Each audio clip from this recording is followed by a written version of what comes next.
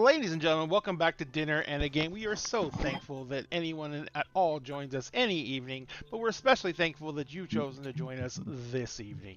This is Ray from Dinner and a Game, and I am here to tell you that we are going to be playing the finale of Best Days, a brief Pathfinder 2e excursion that we have been playing in lieu of our normal Kingdoms of Mist 5e game, because we had one of our players who needed an extended break, and rather than just put the game on hold and not do anything, we've decided to Best Days. Sorry, does it say Best Days on the thing? You said best days. I said Best Days. Oh my gosh. Sorry. I love watching all the little boxes it's go. bees. It's bees. I know. Wait a minute. Covered in bees. Hold on. For those of you Covered who in don't bees. know, It's between Best two Days worlds. was Best Days was our Tales from the Loop game that recently ended. Yeah. This is Between Two Worlds, our Pathfinder game. Yes, we've been doing a lot of finales lately, so Tis the season. I love that. Please The forgive me. screenshot for the launch just has two of the players. What? So, And then there's me just waiting for Ray to stop talking so I can call him out. call me out all you want. I'll make more mistakes. It's not like it's gonna be the last time I get called out. In fact, you'll probably be more exhausted. Probably get exhausted before I stop making mistakes. So, in the meantime, between my mistakes, let's move on. Phrasing? So, no phrasing. But we are going to play Pathfinder 2e, and we are going to wrap up Between Two Worlds, because we already wrapped up Best Days. And tonight we're going to be doing that with these amazing group of people, and we're going to say hi to them real quick and see how they're doing. And we're going to start out with the illustrious Lady Vamp, because she has promised us an exciting tale of daring do from her D&D home table. So, Cassie, what is the story you have to report? So, my party this weekend, we also wrapped a game. And we did the impossible. We lost D&D. Did you lose your player's guide? Like, is that how you lose D&D? No, burn a book so on we've been accident? playing a module. I don't remember what module it is. It's one of the fairly popular ones, but it's neither here nor there. It doesn't matter. Got it. I'm gonna describe it, and you're probably gonna figure it out. But we're fighting a lich, or we're supposed to fight a lich, and we're fighting him. Well, we're not fighting him. We're fighting somebody else. And my dumb druid, because I come in two flavors, my dumb druid decides to just attack the lich, which means we're fighting the lich now, and we're gonna die. We're gonna die. We're level 8. Yeah, Esra's gonna kill you. Yes, Azaract. Yep. See, you knew which one I was talking about. I knew it the moment you Azaract. said you're fighting a lich. Yep. He's gonna kill us. It's great. So, we just left. We teleported out. We left. And he marched on the town. I can't remember the name of right now, but again, not important. He marched on the town and destroyed it. We lost. We just lost. Yeah, I would call that a loss. Yeah. Wow. Yep. That is So definitely one way to do basically, that. if you come back to play these characters, you're going to be starting an evil campaign, is what you're saying. I mean, quite possibly. This is the second time we've played this module too, and they have been vastly different stories. Vastly different. Oh, And good this, God. kids, is why you don't try to fight a lich at level 8. Level 8. There's 5 level 8s just running in there, and they're like, Never. we can do this. We can fight a lich, a death angel, and a creature called the Village, which I don't know is in the thing. It wasn't. But yeah, my DM added that. It's just a bunch of people held together with necromancy, Nope. making The- a person goblin. The Or creature not goblin. that you were supposed to fight was well, you're never actually supposed to fight Asarak, and if you attack him, he's supposed to basically bitch slap one of you, and then move on because you're so beneath him. And for everyone who that's doesn't not what we know, did. Asarak is not just a lich; he's a demi-lich. He owns his own plane of existence. And he's just visiting here because he set this whole place up to harvest souls for him, for his phylactery. So he's on vacation. So, no, this is a farm. This Delicious. is Taking a literally a vacation to- farm. This entire dungeon is a farm. So it's Martha's Vineyard. Yes. Yes. And he's just Ate some coming. bacon? And He's just coming to collect the the kind- harvest. not the kind you get on Coral Island or Stardew Valley either. Nope. Well, Cassie, congratulations on losing D&D. I don't think anyone's ever done that before, but you guys had done it. We Yep. need some applause.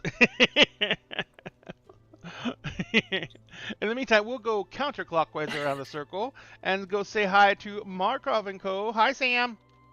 Hello. How are you doing?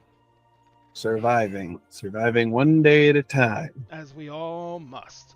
Are you ready to get into some Pathfinder and get into your Pathfinder craziness? Oh, you have no idea how long I've been looking forward to this week. I am very glad to hear that, especially when you're crying later. So. Wait, are we gonna You lose say Pathfinder me. too? But I think Yes. what you mean to Let's say lose is Pathfinder. we. Oh, Cassie, who are you playing in the Pathfinder game where you're probably not going to lose D&D? I can't lose D&D if we're playing Pathfinder, and I get to play Accordio Milius, who's a swashbuckler, and I'm still figuring out what that means. Wait. What if in the same 2-week period you lose D&D and Pathfinder? It'd be pretty epic. Guys, It'd be pretty epic. That would be my Facebook status if I still had a Facebook. Legit. And next we have the amazing Miss Liz. Liz, how are you doing? AKA Legs. AKA Legs, Legs. for days. What's happening, baby? I need to know where you shop for jeans because I can't find jeans that fit. Most actually, the jeans I'm wearing in that photo I got at Target. No. Target jeans are actually pretty solid, And they actually have a section called Legs for Days. and they were not expensive. They do not. No. Because if I buy Target jeans, they end up like here. Those I will say those particular ones they do end up there, but I have another pair from them that go all the way down. And Never that's owned a pair of long jeans way, that do ladies that. and gentlemen. That's called like the jeans that Cassie buys are called Legs for an Afternoon. I buy them from the Legs for Nights section. I just shop in the wrong department. I'm shopping in the night section and not the day section. So, but Liz, who are you going to be playing today? I am going to be playing our rogue, a fetchling named Este by Zach, and hopefully we don't lose Pathfinder. They didn't lose D&D this weekend. Gotcha. Cassie, One who of are you? the Who are you? Oh, sorry. Go You ahead. you talked to Cass. You No, did she Cassie didn't- already. She didn't say who she's playing either. Yes, she did. I did. You did. You already went back to Oh, Cassie yeah. for that after Sam. Did Sam say who he's playing? No, because you interrupted to get to Cassie. We're just gonna go around. I'm trying. I'm really might have disjointed today. I'm sorry. Sam, who are you playing? Yay! You take over. Pinball machine this and figure it out. Are you sure about that? Not you, Liz. I repeat the statement. Yes, I'm positive. Liz is taking over. I'm going to play Liz's character. Ooh, Oh, I let's can't go. wait to hear that French accent. I can't Yeah. do a French accent. Sam, who are you playing tonight? Tonight, for the final episode, I'll be placing Cecil Redmayne, a magus of some regard, mainly as a monster huntsman on the open wilderness. Dun dun dun. And finally, we have the great and almighty Sphinx Akasha. What? Who? Me? You, Where? What? you, sir. You're on the internet. You're on the I'm internet. on the internet. You're on Oh, the- which means you're forever now. hello, Forever. darlings. Hello, darlings. I'm Sphinx Akasha, your champion of bards. Today, you can find me playing the wonderful, the slightly goofy, and maybe a little bit awkward, but ever so charming. Idris Aratil, the ASMR gunslinger spell shot, who's looking to shoot a few magic bullets into some people who deserve it. That's particularly always between the the case. eyes. We always have to shoot bullets into people who deserve it, because people who don't deserve it shouldn't be shot with bullets. Mm-mm. Sadly, they often are, though. That's very true. Now we've made it sad again. And now, man, thank you for joining us on this ABC After School special. Good night, everybody. All right. And finally, Apparently, just bringing down the mood. and you can find these amazing people's information on their links, which are in our chat right now, where you can go to their pages and they can depress you. That's what they're doing to me. But seriously, every content creator here would do this regardless, because we enjoy what we do. It's our hobby. We do it for fun. And so we would keep making content no matter what happens. But if you can't take the time to go to their content and hit the follow button, you do not understand how much of a huge serotonin boost that is for any creator to know that someone took that extra effort to actually click the links and go hit a follow button anywhere. We really appreciate it. We can't thank you enough for it. Now, a couple of pieces of housekeeping real fast. Number one, we are still in the Doctors Without Borders charity giveaway, a charity event. It is going to run to the end of the month, and Dinner and a Game is still supporting that charity event in two very important ways. During each one of our streams, if we raise $100 during the stream for Doctors Without Borders, and to do that, you use the links in chat, you make a donation, any amount's fine, we take anything. Our goal is $100. It doesn't have to be from one person. So if a bunch of people throw in $5, we'll get there quick. If a bunch of people throw in $1, it'll take a bit longer. But if we get to the $100 mark, we are going to give away one of our beautiful 3D printed dragons. See the dragon with the crystal dragon with the crystal? And these are giant fidget toys. The ones we're giving away are going to be 2 feet long. We have a bunch of different colors. This one is called Galaxy, and it's hard to see it with the camera, but it's got little crystal flecks in it, look like stars. That's way cooler than my fidget slug. Fidget slug. Well, you can't squishy this one. Okay. Oh so no, you it's not squishy. It's a 3D printed slug. Oh, Yeah, you It's said just gray. slug. Okay. What did you think? That's Jeremiah? not what wanna I know heard. you think. I don't He wanna know heard what you the think. same letters but ends in P, probably. Yeah. Fidget slut. Oh, I God. mean, Luckily could be. for everyone, I can usually Interpret Sam. I can interpret Sam. I speak Sam. And it's going to come with its own 3D printed egg, which is going to be shipped in. But I don't know what I did with the egg. It's around here somewhere, but I can't find it. But it's going to come with one of those. And if we hit $200, I know the chat message says 500. I keep on forgetting to change it. But if we hit $200 donated in one show, we will also be giving away the Nightmare Dice Tower. so flippin' cool. I need it. Spooky. Spooky. And this is a huge dice tower. The dice come out the bottom here, and the dice tower is so big that you can take a D20 and drop it in through one of the eyeballs. What I roll? A 7. But the That's good Nightmare luck. Dice Tower will be given away to one person in the audience, so you have to be present to win. We'll give it away at the end of the show, but only if we hit $2 donated to Doctors Without Borders. And what I do is I bring up Doctors Without Borders in the on a window so I can watch. And if you donate Doctors Without Borders, 3 things. Number 1, say you're donating to Team Watermelon Seed. That's a team that Dinner and a Game is on. Watermelon seed. Number 2, say you're donating for DAG, D-A-A-G. That will let me know you donated during the show. And number 3, donate any amount you want to, because any amount helps. Even if we don't hit $100 and give away anything, just donate something. It's an amazing cause. Doctors Without Borders is currently doing its best to support the genocide that's happening in Raza, because we can't say the actual words, because YouTube, I think, will strike. No, YouTube won't strike us. Twitch may strike us. TikTok definitely will strike us, and Facebook will strike us if we even mention the words. We can't even say renocide. So that is just the media trying to make sure that people don't know what's going on. And if you don't know what's going on, try and find out. It's horrible, but we need to make sure that we are doing anything we can, and this is a little something that we can do. So please donate. If you want to support Dinner and Game directly, and I feel bad talking about this afterwards, yes, Watermelon Seed, that's the name of our team. But I feel Watermelon Seed. Watermelon Seed.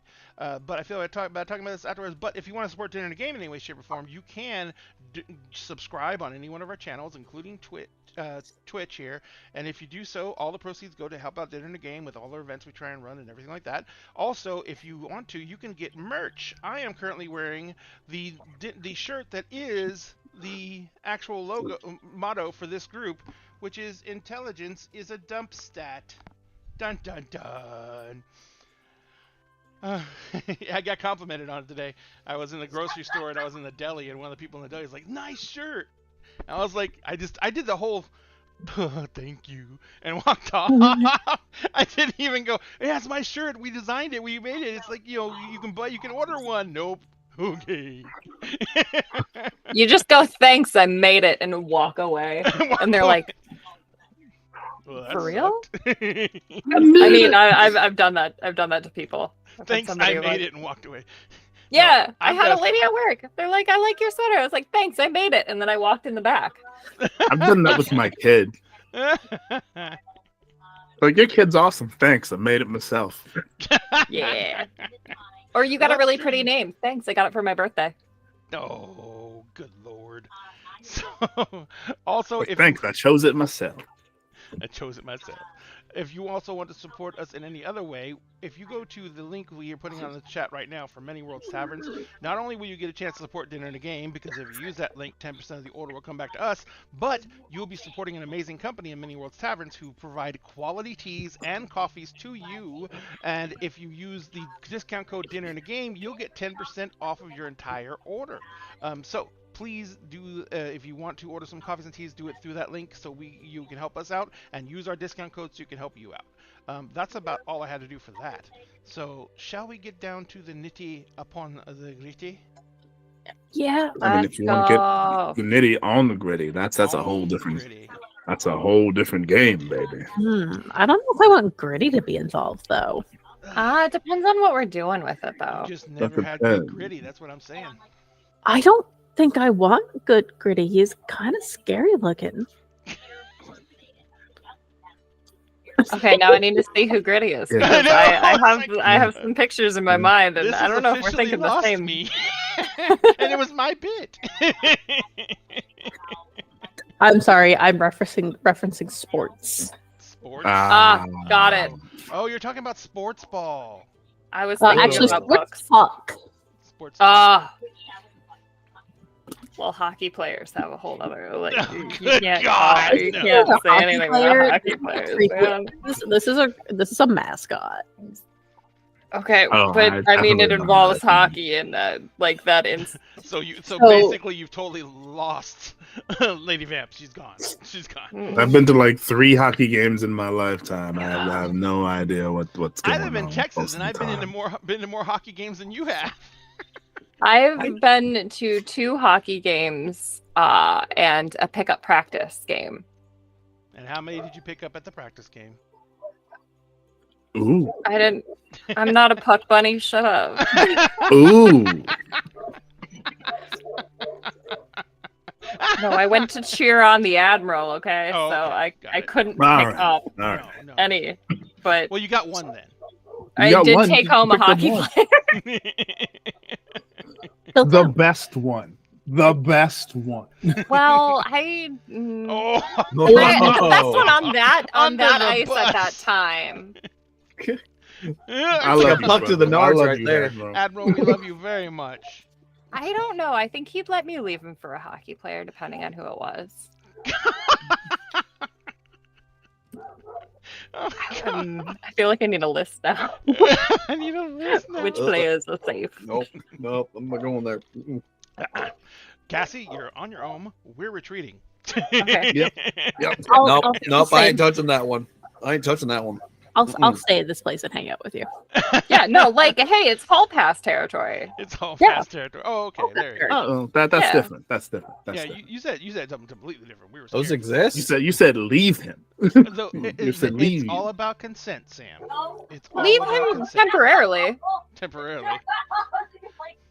For a But I few don't- weeks, a few blissful days, who knows? Yeah. Maybe just a couple hours. I don't know. It depends. You know, where are we going? What does this entail? Yeah. Are we getting ice cream after? Are we getting Like, ice you know. cream after? Ladies and gentlemen, you can only get this quality content here on Dinner and a Game. I mean, I feel like the ice cream should be a given, though. Yeah. least It depends. It depends. Ice Ice cream. If cream. you have cake? key lime pie, it should be during. Popsicles. Depends on- Also, I'd take popsicles. Mm, Popsicle. okay. Yeah. Okay. Okay. Let's get back to gaming, shall we? You said back like we ever got started. We haven't. But if we do any more, Sam's gonna explode. He's already bright pink. No, just like God damn it, God fucking. I love you. That reminds me. Do I have that book? Do you have what? What There's a- book? Well, Hockey Romance is a, Oh my is a God. very Oh, popular. I knew that when I heard her thing. say, "Do I have the book?" I Yeah, that's knew gonna be like, that was what gonna book? be- I knew where that was. I knew where that Yep. had gone. Hockey romance is a big thing. Oh, it's a huge thing in like sports romance. It's all like most yeah, of them are hockey. They're like all hockey. I had no idea, and now I know. And I Yes, still I have do. No idea. I She do does. still have it. No. You want to hear the really like the clever thing about it? This is a hockey romance. Okay. It is a gay romance. Love it more. Okay. It's called Between the Pipes. Of all No, of all terminology they no, could have no, no, used. I'm going to show my ignorance on hockey now. What are the pipes? The two sides of the goalposts or the Okay. like net. Got Yeah, it. most of the time they're made out of PVC Okay. and fairly lightweight. Yeah, between the pipes.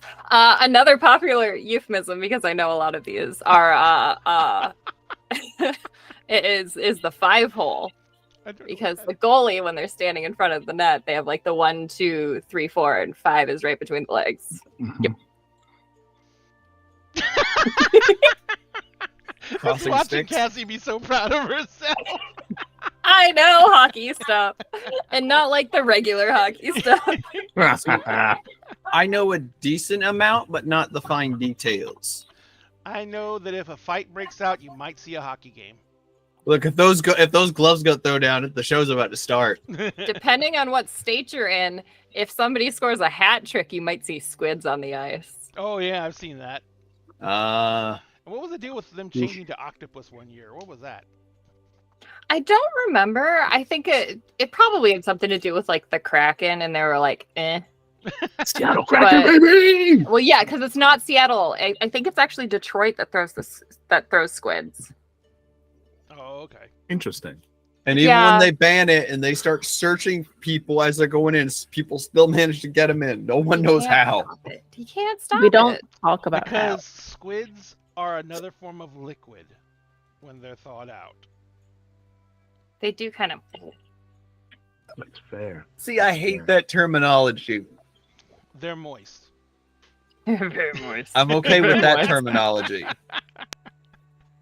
Are we just But gonna say squid- fuck another- Pathfinder and another, talk uh, about hockey all squids. Yes. night? We can talk about hockey. You've triggered my special interest. We Hockey found it, players. people. Welcome to neurodiversity. I also featuring enjoy- Cassie Movie Talk. Yeah, I enjoy watching hockey. However, you should never watch hockey with me Why? because I have hockey Tourette's. And you've seen the grown ass men in their like football jerseys screaming at the TV. That's me in hockey season. That's me during World Cups, during FIFA World Cup season, It's 100%. bad. That's Yeah. that's especially me the during Women's World Cup. So I call it hockey Tourette's. hockey Tourette's. So yeah, that's wow. Now I gotta. I'll go- stop No, mid-sentence. no. I gotta go. Now I at least gotta spend one evening watching a hockey game with Cassie and Admiral. I feel like that'd be a fun time. I know. That would be a fun time. Oh, it'd be like a Super Bowl party. It'd be awesome. All right. So, when we left off last game, I'm gonna see if we can actually get this started now. When we left off last game, you guys had received information from the Fire Giant Lord or King that you were basically on the right track, and that the Fire Giants had traded the item you're looking for, that you've been hired to find, to a wizard who has a tower farther up on the mountain. The Fire Giants, because they are expecting an attack from the Frost Giants, didn't want to waste any more resources trying to deal with you directly. So they basically called a truce with your group, gave you back your gave you back your friend they had kidnapped for ransom, Accordia's new flame, and they basically gave her back, and you guys were heading to the wizard's castle, and they gave you safe passage through their territory. And they said once you hit the ridge, you're out of their territory and you're entering the wizard's territory, and that he has the entire forest booby trapped. So, what's your plan? I'm sure you've been hatching a plan all week.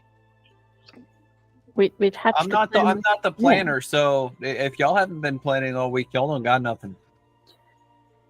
We'd already hatched a plan to basically try to break in, find the thing, get up there, and I would steal it while they played distraction.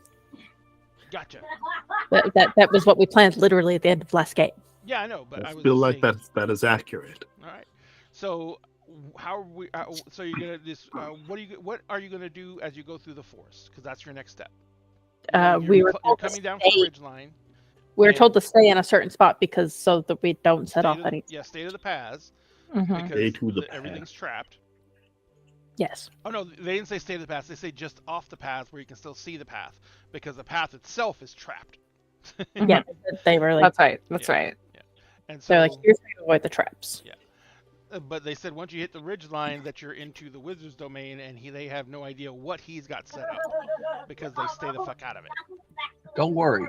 If it's magical traps, we have an ability to spot them.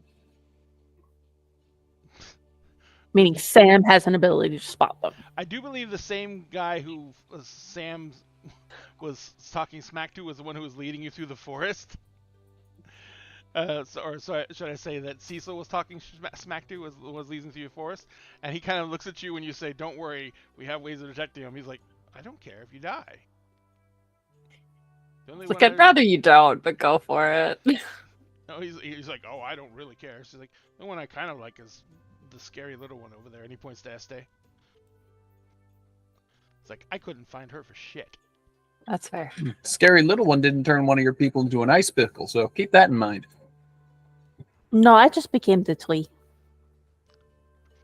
He says, becoming a tree is not the best idea with people who can just summon fire, but when we can't distinguish what tree you're in, we don't want to set the whole forest on fire, so it's better than nothing. And he says, and he looks at you, Cecil, and he says, and besides, you were fighting our soldiers, not our elite. See the size difference between us? Wait while you are a head man. Just to be clear, we just met not too long ago. Just to be clear. He does not speak for all of us. And Kelly's like, I don't know why he's so angry. It's not that he's angry. Sometimes I wonder if he's compensating for something. It's such. No, these guys want a challenge. I'm more than willing to give it to them. Nobody wants a challenge right now, Zosison. You are taking. I'm not saying now. Okay, well, we'll settle this, and then you can have a measuring contest at a later time. I kind of Fire want. Giant laughs at this. Before or after I grow twice this size? No one cares. He's like, But we actually have something to accomplish. And the giant guy says, "It's all right if you have to take performance-enhancing substances." Performance enhancing?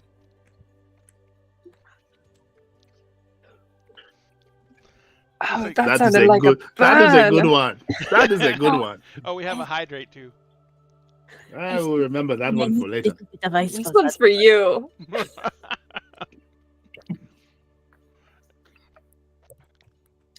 All right, so you guys, he leads you to the edge, to the ridge that he described, and on the other side of the ridge, there's basically like a pristine forest that goes down into a very, it goes down at a very acute angle. Well, it's a ridge, so it would be, but it goes into a very a narrow vale, and you can see on the other side of the vale there's another ridge line, but this one seems to be a little bit less, I guess, pointed.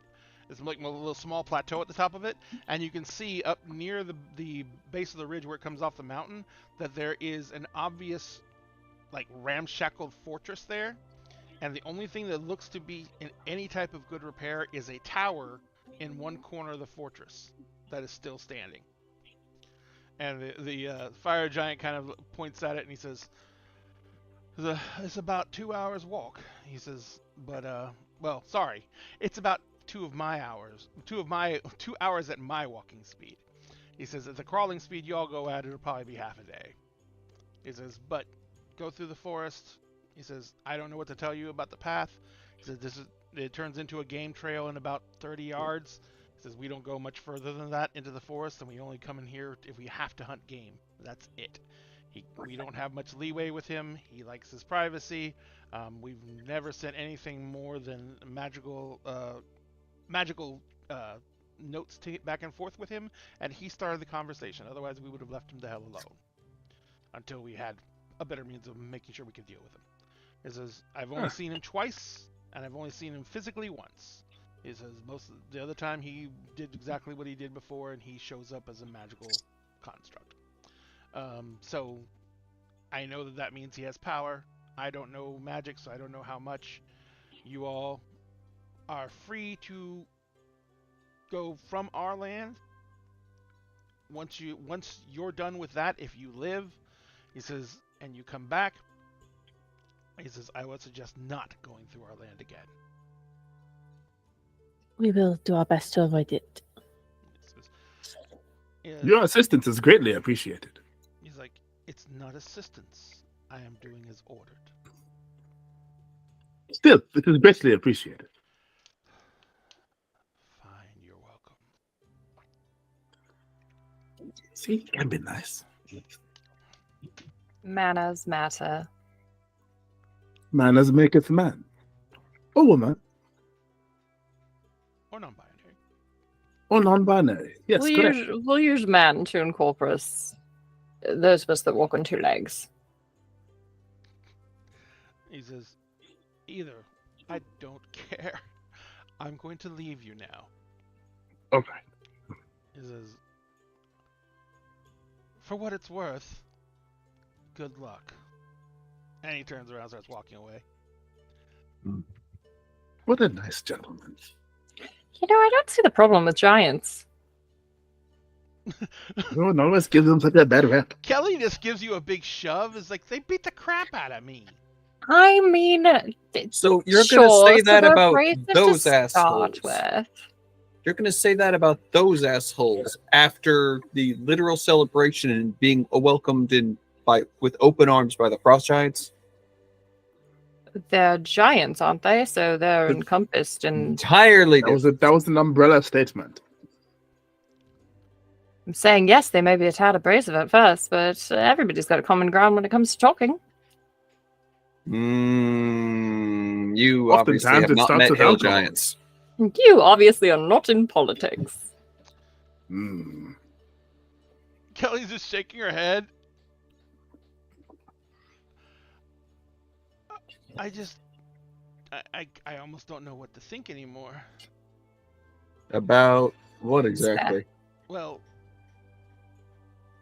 I knew her mouth was talented, but at the same time, seeing it spit that type of crap is just really not. Oh, Oh, you should see her when she is at work. Well, well. Says, Not "Alright." that kind of work. She says, well, Would you consider that work? Uh, No. depends on how we're going about it. can we just call it a workout then? More That is accurate better. Say my statement. point? She says, well, we don't have all day. Yes, no, enough about my prowess. On we go. And she'll just start marching forward. Probably with her head held up high. Yes. I'm basking in the accolades. So you guys start heading out. As he said, the trail, which was obviously being blazed by giants, so it was very huge, very wide, is quickly just narrows down into a game trail. It is winding its way into the Vale. A lot of times, it's actually kind of almost doing a switchback because the side of the Vale is so steep that you kind of have to go in angles back and forth. When you finally get down to the base of the Vale, it's been about 2 to 3 hours of coming down the scree, and when you get down to the base of the Vale, you can see that there is a very fresh, very clear, but very rapidly rushing river cutting into the center of the Vale.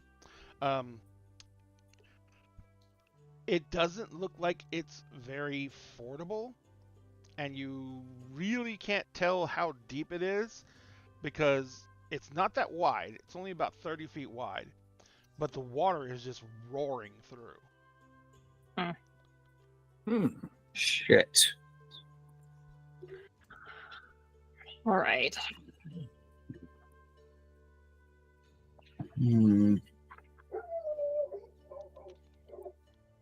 Can any of us teleport? Under circumstances, yes, but not in a way that would be useful right now. Right. Really should have taken that wizard up on some of those lessons. Kelly says, "You guys don't get out much." No, I do. There's just typically not a lot of these where I'm from. Oh, not More- rivers? Kelly, don't like, get Yeah. up this way. Glaciers, Kelly yes. swings Rivers. swings her bag down off her shoulders. She pulls. She has a crossbow she's been wearing, but she pulls their crossbow out and she cocks it, but she doesn't load in a quarrel. It's like, she goes- actually, thinking about that, I think you and I are on the same wavelength, just different ways of doing it.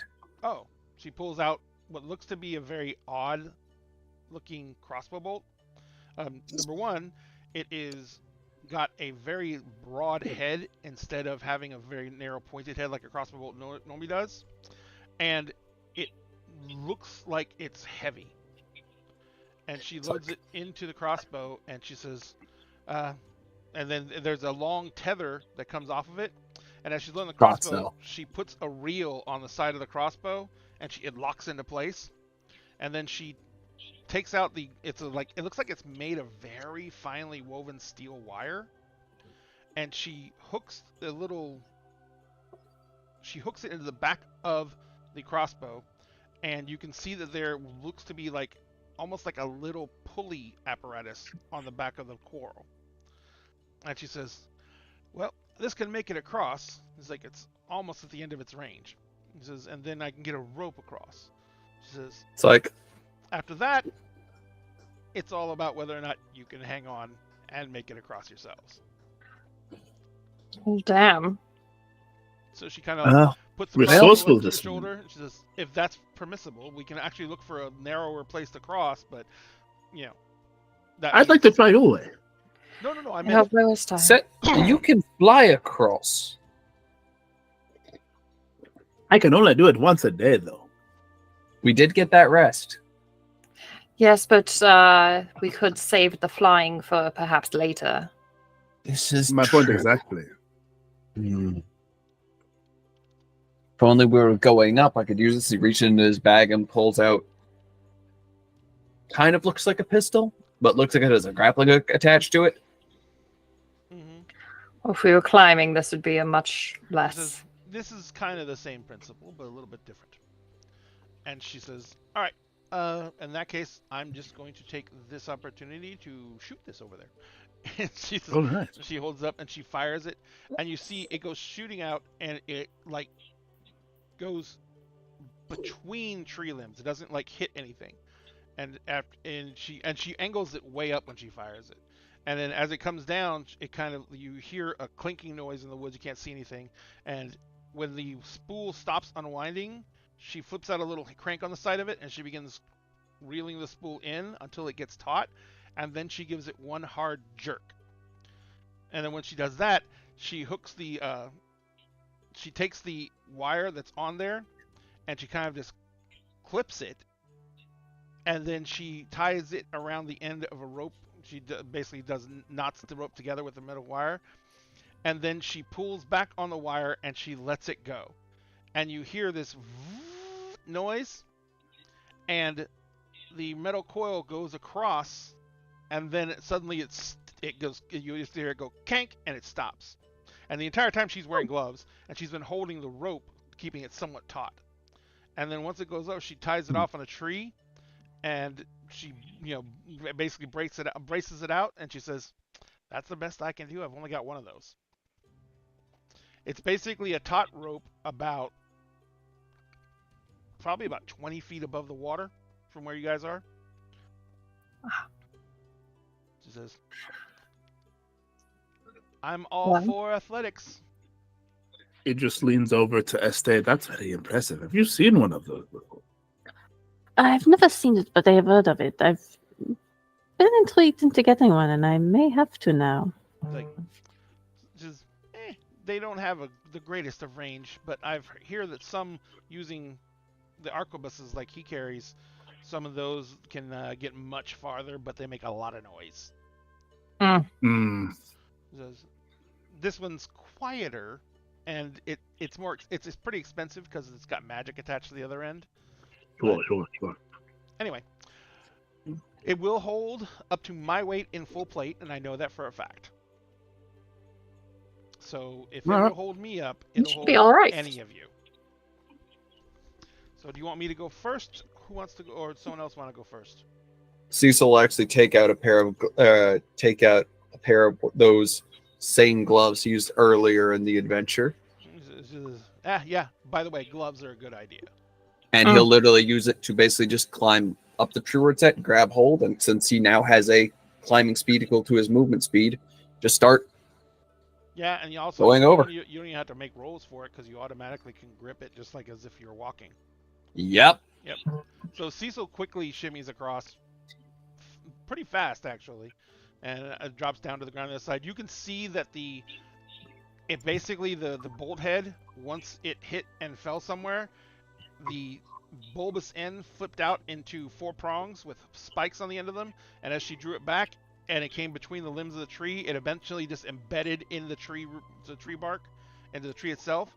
And then when it's an anchoring bolt. Yeah, and she pulled it back, and you can see that the metal wire is curled up into that little tiny fucking spindle that was on the back of the crossbow bolt, and it's tiny. It's like this big, but somehow all the metal wire went into there, and the rope is butted up against the back of it. Magic. Yep. It's like, love it.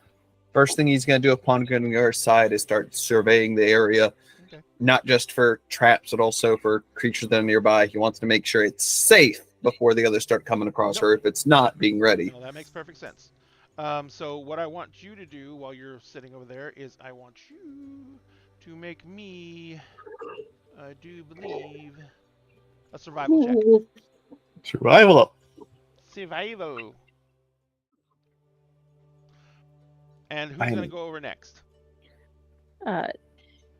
Este will activate the armor, the arachnid harness, and the 4 spider limbs come out, and she uses those to climb the tree, and then all her regular limbs and the 4 spider limbs are actually climbing across. Do the same thing, basically give you spider climb?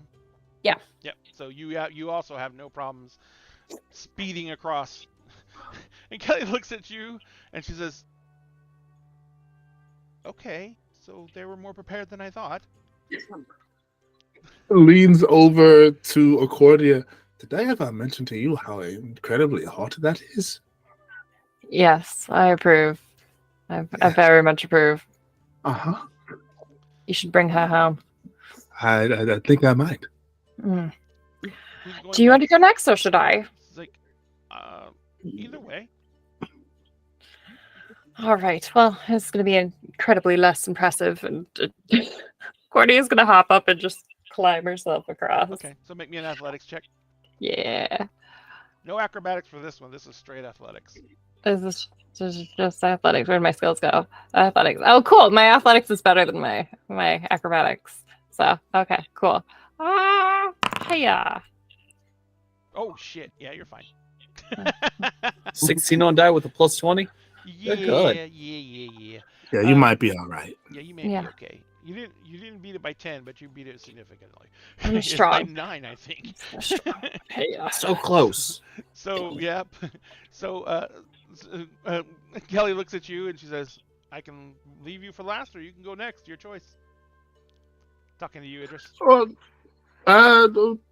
Let me I guess. can. Go ahead. Go ahead. You go ahead. Go I ahead. thought I so. will be last. Thought so.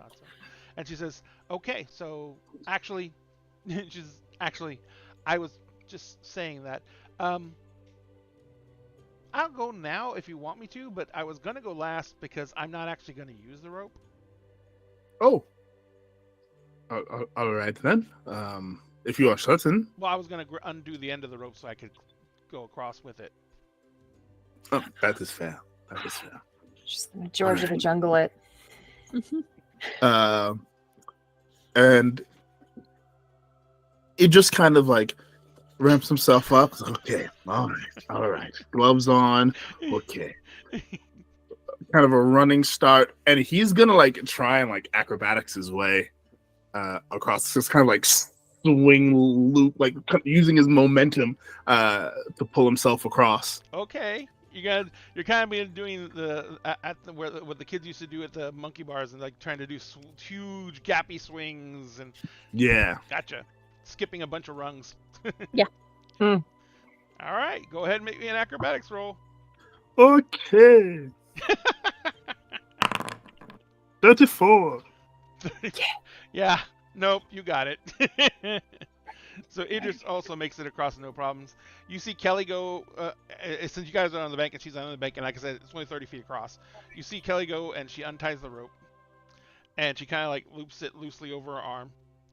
And then she says, I'll be right over. And she kind of like takes 3 big steps back, and then she clicks her heels together. And then she takes 3 giant, like, loping strides, and each one is longer than the last. And then she just fucking vaults.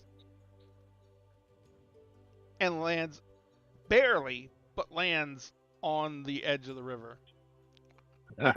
You could we'll reach out like to Yeah. try and like help her. Yeah, she literally, she lands solidly, but the moment she's like, she's done with the leap, she's like, one of her boots just like shoots out from underneath her. I got you. All right.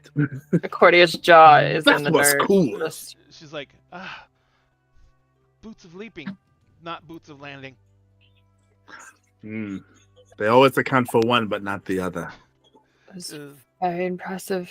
It's like, it's magic, but I'm still really impressive.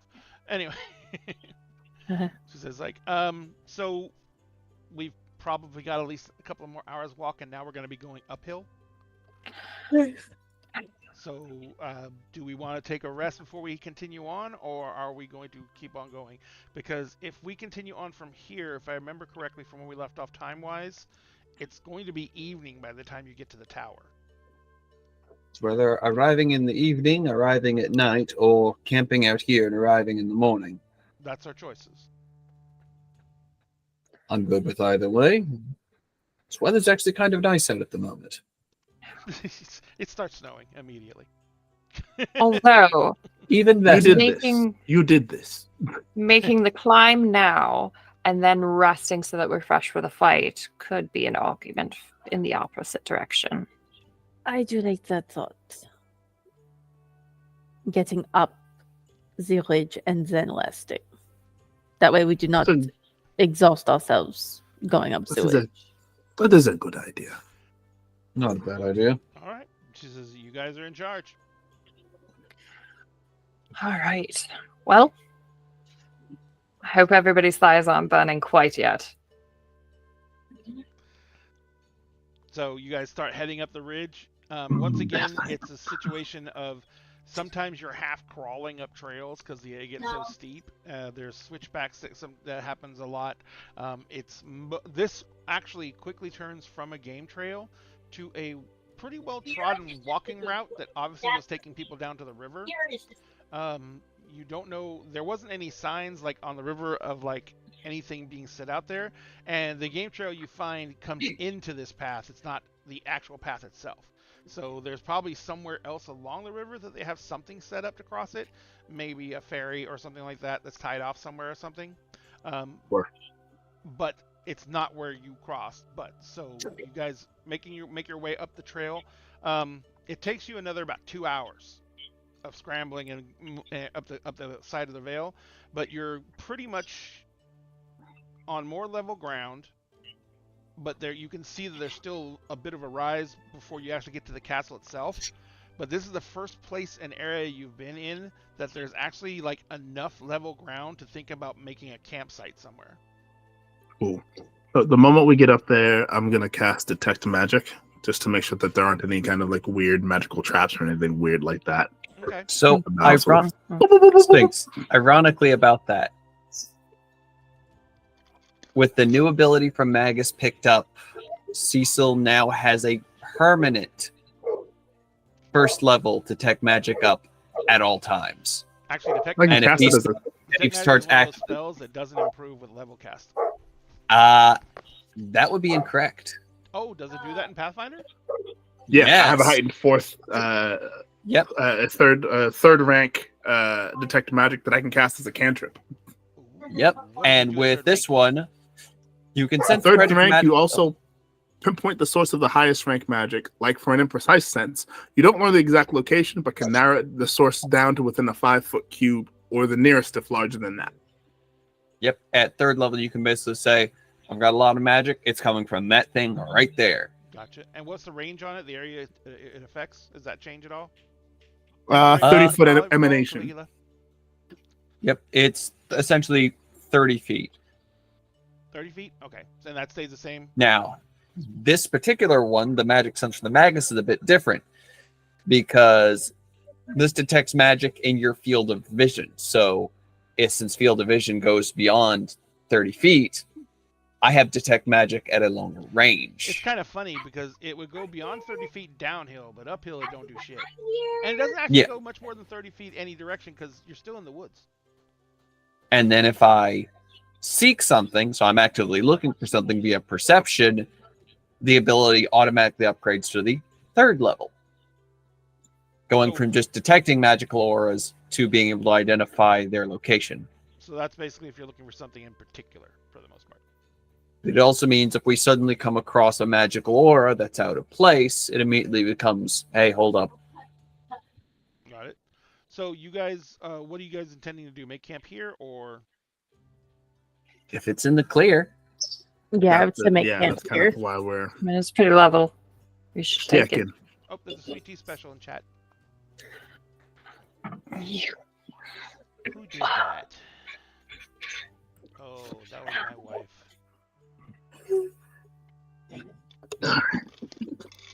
And we change our posture. Jeez. I'm gonna crack my back. Let me get it that way. Oh, that feels good. Okay. So you guys, first off, the the actual detect magics don't detect anything within range, which means including your visual range, Cecil. So there's no nothing is out here that is emanating any sources of magic whatsoever. Mhm. Oh wait, is complete line of sight, Cecil? uh-huh. Okay, so you can see that the tower itself, the entire tower, is magic. Well, That makes It's like- sense. It's like, okay. With that, does it let you identify what type of magic it is and everything? And matter of fact, it does. Let's see. It's illusion magic. It's Hold not on a actually second. there. That's exactly what I was expecting. For the first level, you receive no information beyond the presence of or absence of magic. You can choose to ignore magic you're fully aware of, such as magic items or ongoing spells of you and your allies. You detect illusion magic only if its magical effects have lower rank than the rank of your detect magic spell. However, items that have illusion aura but aren't deceptive in appearance, such as invisibility token, typically are detected normally. So unlike in 5e, it doesn't give the exact school. Okay, and by that definition, I have to rewind things, and you don't see shit. So It we is see an the magic illusion. surrounding it. Mm-hmm. Oh. No, because it's covered by a giant illusion spell, and that conceals all magics beneath it.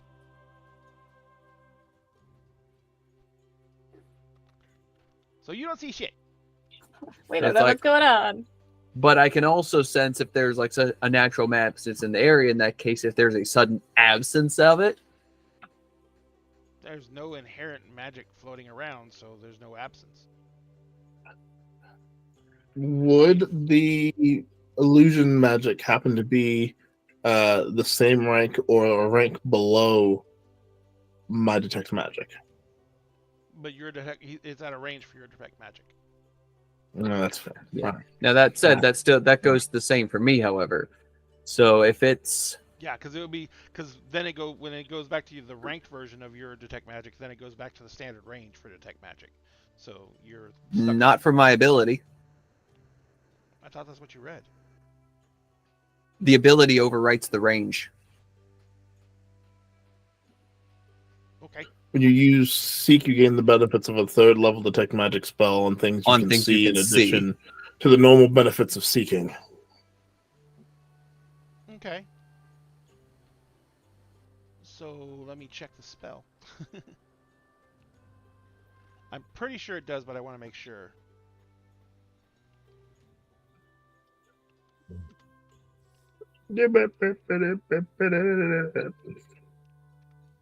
Waffle cakes. I like waffles. But do you like waffle cakes? I don't know. I've never had a waffle cake. We need to fix that. Yes. I heard they were It's a fine. higher rank. Okay, so it's like, nothing looks off about it, which is weird. I would not be surprised if there was something on it that we just simply aren't able to see yet. These spells tend to have a range as such. Not mine. But then again, we are dealing with a wizard of some high regard. They'd likely have something disguising whatever defenses they had, so any less than favorable spellcasters can't see what they're getting into ahead of time. Kelly said No, they're just, the tent, by the way. or they're using a very, very powerful spell, or something more powerful than what we are able to utilize to detect it. I'll help Kelly set up the tent. Yes, but doesn't like stone block some of your abilities as well? You know, if it's more than so thick. No? That is true. It affects yours? I don't know. I have not had that problem yet. Still, if they're Or lead boxes and such. if their magic is of that high caliber, conflict is destined to be avoided. Hence the plan. Hmm. The super duper plan. Plan. The plan that we made to plan. The plan in which we plan to do things. The plan which we plan to plan with. Is everyone Cusco's going to head plan. into the tent? Yes. Yes. Absolutely. We Once again, it's basically a small hotel suite. Whee! Kelly kind of looks at you all and says, "So, basically what we're doing is we're going to go up to this castle. We're going to sneak into this place. We're going to allow Este to go get the item. Are we going to wait outside? No, with considering what we have been when we gathered so far, it would be unwise to. We need a distraction. That's Something to what draw I'm his here attention. for. That's where you come in. I am a And- distraction. I come in, and What are we that's where the looking rest for of us for come in. distraction? Yes, because I am very bad at sneaking. I'm No. terrible at sneaking. Our job isn't to sneak, from what I gathered. Our job is to try to talk to him and see if we can't do a really, really bad job at negotiating to Well, I keep tend his to not attention be- on us. I tend to not be good at negotiation either. Kelly says, "Okay, Este, Scaring the shit out of people, that is one thing. since I'm Talking to assuming them. that going and getting this thing is your specialty, which is why you were volunteered to do it or volunteered to do it. What do you want us to do?" That's a good question. I mostly just keep Great him question. distracted so he doesn't notice me immediately. But what if something happens to you while you're inside the building? Well, honestly, I was assuming that we would all do our best to sneak in through. It's going to depend on what we find at the tower itself. Then, they never survive first contact. True. Not to mention, is if he true. does have any kind of illusions hiding the true nature of the tower, it makes scouting it out ahead of time impossible. Well, yeah. But the only point I was trying to make is, if we're doing a sneaking thing, shouldn't we consult the person who is the sneaking expert? That is a good plan. And I figure you've Deja done vu. jobs like this before, so It's similar. maybe involving a different end goal. A different end goal, and also just probably moderately less magical security. Okay. So Look at the accolades you would receive if you managed to pull this off, though. The bragging Mm. rights you would earn, all right, the station you would gain with the organization. guys. Well, as Cecil said, we can't do anything until we know more, and we can't do that until we can discover just how much the illusion covers and what it covers. So That is true. guess we have to go scout it out in the morning. I mean, it literally is like 500 yards away. So with that, Well, if he can freely project his image and interact with things with that, there's not much magic that allows one to do that. So, what was said earlier about the likely of them being an archmage is very, very, very likely. Yeah. We don't have many mages at the guild. We have more druids than anything. But even so, the moment they've achieved the rank of arch, they are not to be underestimated or trifled with to any degree.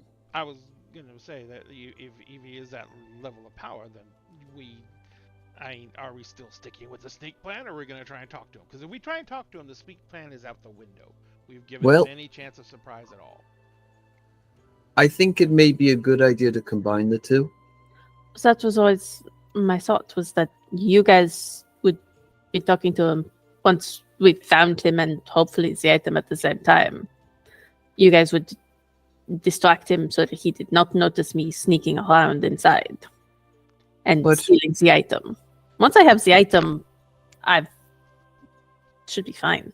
Kelly's There's also the possibility that we may be able to negotiate something. Kelly says the only thing I'm concerned with is, even if that is an illusion, that's a big ruined fortress, and if there is a tower there, for whatever reason, it's just a big place, and you're gonna have to search it by yourself while we're distracting him. that's not going to go fast. No, it is not. That's a good point. I mean, even if it's just the tower, I mean, we can see it from here, so that thing's at least 80 to 100 feet tall, which means there's several floors in there. Maybe. I have no freaking clue. You all know more about these kind of things than I do. I just know castles because, live in one. Yes, I've never hunted a wizard in this tower before. I know have know one ruins, that's the but dumbest thing to do. that's worse than trying to pursue a drake into their lair.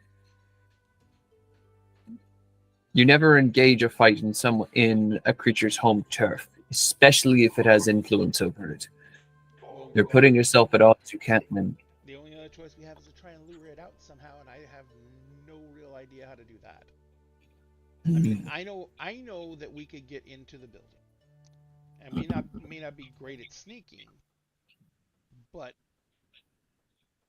if we let Este lead and go ahead of us and make sure things are clear, if we run into anything, we could set up ambushes and stuff like that, and Este could help us take out anything we do find quickly and quietly-ish. Instead of, so that way we're actually removing threats as we move along. The biggest I don't problem like I that see plan. with that is the moment if he does catch wind we're there, he's going to see us invading his home. Any chance of talking things out peacefully is going to go out the window. You guys said that or no, you guys had said that. So, she said, actually, Kelly said it. Kelly said, remember what I said about the fact that if he is a known wizard and he hasn't reached out or given this thing back or reached out to your friend's master and offered a ransom, bribe, whatever, that he has no intention of giving it back? So in that case, we would probably be forced into a fight with him regardless. I don't know if you guys have anything on the same, because I don't even really know what you're looking for except for it's some kind of magical rod and that it disappeared from one place and appeared in another. So I don't know what you're looking for to get for this thing, but I don't know if you guys carry enough money. Probably not, no. I don't know how much he'd want for it. I mean, what else were you going to barter with? Maybe with this, just kind of reaches into the bag and pulls out the staff. What staff is that? This particular staff. Is that the black one? Uh-huh. Okay. Kelly looks at it and says, I have no idea. I swing a big freaking hammer. I don't know if that's going to be the same equivalency. I mean, Let's just say it's a very extremely uncommon. For one, an extremely uncommon crystal wrapped by an extremely more uncommon wood, with innate magic to influence and affect local wildlife. I can see that being of great value to a druid. I don't Indeed. know what value it would be to a wizard. Wait a minute. Local wildlife. I can get us an edge. What are you gonna have squirrels sneak in and steal it? No, Can we do that? That might work actually. That actually might work. I know It the just pours wilds. a goblet of wine, slides know the it local- over to Este, I know the local pours fauna. another goblet of wine, and drinks some. If I can track one down, I can use this to help convince it to ally with us. And I'm not just talking about, well, I know the creatures that live in this area. Okay. I know where to find, I can more than likely find tracks, find out whose territory we're nearby, see if I can't recruit something much bigger than us. Okay, I think I actually was kind of kidding about the squirrel thing, but Kelly looks at you and says, I don't think he's talking about a squirrel anymore, No, I don't think so. which is sad because squirrels are really cute. I do like squirrels. They're nice. Maybe a giant were squirrel or something. Ooh. Oh, yes. But anyway, if you can find something to ally with us and provide us an edge, what? There's also this. You're just going to pull out what almost looks like a signal horn. What is that for? Other than making a lot of noise. This will summon spectral soldiers to fight alongside us. That's a bonus. It would have been nice if we had known about that earlier. Could have been We useful. We didn't So, need it number earlier. one, it's going to be a blast of the horn. So that's going to be loud. So that's a last resort. Number Well, two, yeah, that's what we use when we're in the middle of combat to suddenly surround him. Well, I was going to say, number two, it's something we can use to get the item and get a getaway while he's dealing with that. Precisely. So now we have an even more clear plan that we didn't have when we didn't know about the horn. And if I can use... Let me see... Actually, It just turns to like what seems Actually- to be an empty space and is like, did you know about this? I'm just asking. this... I Oh, believe. yeah, are they friends, maybe? I need to look up a spell real quick. She didn't know. I need to look up a spell real quick. He's looking up spell real quick. So Kelly kind of, you guys have, Kelly's finished like, getting everything set up for food and everything like that. She set it, you see the table is actually set with a meal. And Kelly kind of sits down and she gestures for you to come over, Accordia. Mhm. As you sit down with her, she's like, is it always like this? With all the talking and the planning and the things? Here, yes. I'm used to just like go, swing, hit, dead, move on. I mean, I don't know. I've been with a few adventuring companies, and there's always someone who plans, but it's usually not me. I'm not this involved with it. I'm usually just told what to do. I mean, more or less the same. Kind of just sit here, wait I to see know, what you like to happens. be told what to do. Yeah, also that. Yeah, So should we let them fair just point. keep on going about their business, and I can go tell you what to do? Yeah, you know why not? They'll be at it for a while. So Kelly, The glazed look is completely gone from Cordia's eyes. so This Cordia and Kelly disappear. this Okay. staff has, I wonder where they are another going. ability. I was looking at it as like animal allies. Could No, I help, was but joking. not. I know exactly where they are going. Yeah, no. Animal allies pass without trace, which unfortunately in Pathfinder does not give a bonus to stealth. It makes it extremely hard for you to be tracked, however. However, animal form. You get animal form with that one? Jesus. Which I need to make sure that is indeed a spell in here and not something else.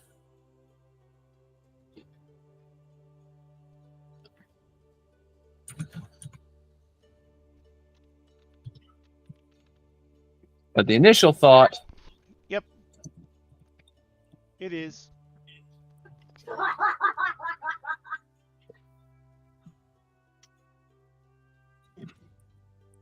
So what are you going to do with your share of the reward? I do not know. I have not thought about it yet. Hmm. What about you? I am considering getting myself a rifle, something a bit more with a bit more oomph than the girls here. And he like gestures at his pistols. I mean, not to say I that like not to say that sentence. I don't love them, but something that I could use in a pinch, you know. I mean, something you could use against something a bit bigger than people. I can use these against something a bit bigger than people, but not as effective as say a rifle. What I was trying to get at. They're good at all. Don't get me wrong. They've done a lot, but The girls are wonderful. uh, Do not. What you are not going to do here at this table in front of me is disparage my ladies here. All right? I'm Ebony not and saying Ivory they're not are good, wonderful, but- and I will not hear any more of it. I'm not dissing them at all. But I'm saying against much larger creatures, they haven't been as effective as a blade. Like a thief. That seems like one to me as well, yes. It seems a bit like you are shit-talking these ladies. I'm sure the weapons would have been much more effective had they been of a larger, what's the word? Caliber? Is that the right word? Maybe have them tweaked, upgraded. So now he leans over there and says, so now they are too small. That is what I am hearing. Now they are just too small. Too There's small? nothing wrong with the size of your girls. Nothing at all. My girls are a lovely size. I'm not talking about size. I'm talking You about can't stopping talk, there's power. a gag in your mouth. I know, I'm aware. That's why I didn't have the accent. I'm talking about stopping power. So now they are too small to stop things. I've seen small girls that have no power stopping very large things. I'm leaving. Good night, everybody. Have a good day. All right. Thank you, Internet. We love you. Good night. I'm just gonna sit over here I'm just gonna sit with over my here. with my small thing that Mood. stopped a large thing. Mood. Okay. So You are busy looking at your big stick. Go look at your big stick. Right, we are. I'm more trying to figure out how we can use this to our advantage. Use every tool in our arsenal. This isn't a fight we're going to be able to win with brute strength, which means we have to think. What tools do we have to level the playing field or give ourselves the odds stacked in our favor?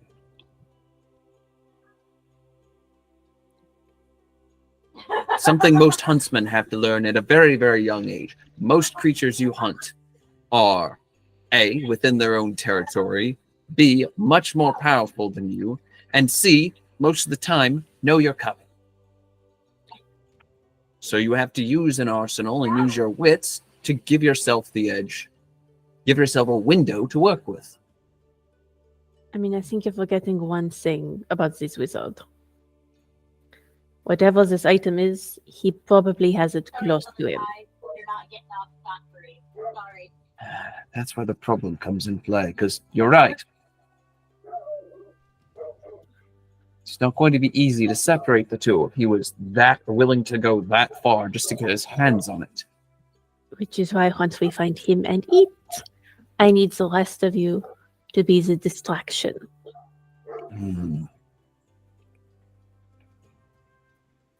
Maybe we can engage as Hubers.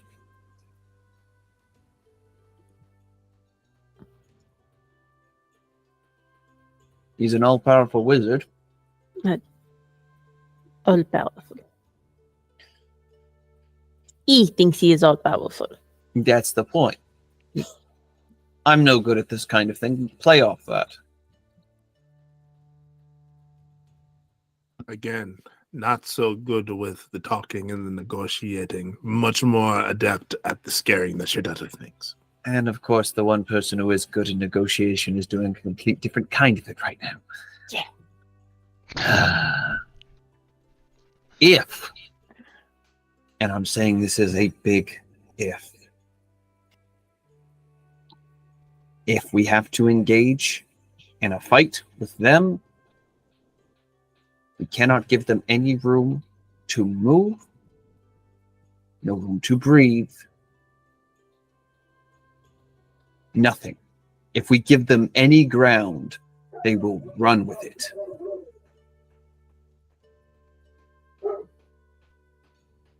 So do it at the best and stay close. Yes, keep them surrounded. They'll likely have stuff to teleport all around, so prepare to move quickly. That said, they're not necessarily good in direct combat. They've got a very, very strong mind, though. And unlike what a lot of people believe about them being so squishy, Most of them can actually tolerate a lot larger amounts of alcohol than you might expect. Never mind. Are you planning to get the wizard drunk? Are you planning to seduce the wizard? No, Because but it's certainly a plan, but I don't know if it'll work. it's possible we might be able to poison the wizard.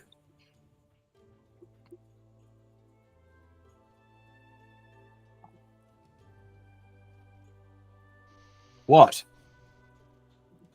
I'm not there. And we will hold the idea of poisoning the wizard in reserve. We're going to poison the wizard. And she'll pull out one of her daggers. It would be better if I just hoped that this did it. It's Thank you, Kel. sometimes. What did Kellen do? Nothing. Bullshit. I'm going to kill him. All right. So it's actually really close to Ellen, our normal you're time for dead break. So you guys seem to have kind of hit a point where you've got a general idea of a plan, and that's usually all you can really do. 12% of a plan. 12% of a plan. But it's better than no plan. So let's do this. Let's take our 10-minute break. Remember, folks, we are still doing our Doctors Without Borders charity drive. So if you can donate anything, please donate to Doctors Without Borders tonight. Because if you do, and we reach $100 in donations, we're going to give away one of our 3D printed fidget dragons. They're the crystal fidget dragons. They are amazing. They're gorgeous. They are fun to play with. Mine is always on my desk, and I'm always messing with it, and I always talk to it because it's cute. But also, if we get to $200 in donations, we'll give away the Nightmare Dice Tower. This is also a 3D printed dice tower. It's going to come in a who knows what colors, because I haven't been able to run my printers because it's been freezing in there in the garage. So, but we're going to be giving away one of these at 200. We're going to give one of those at 100. And remember to put Team Watermelon Seed in the comments for the donation. And put in DAAG to let us know that you donated during Dag's stream. And we will go ahead and look at the donations while we're on break 2 and see if anyone's donated yet and see how close we are to any goals. So we will be back in 10 minutes. We will see you then, and thank you very much. We love you all. Bye.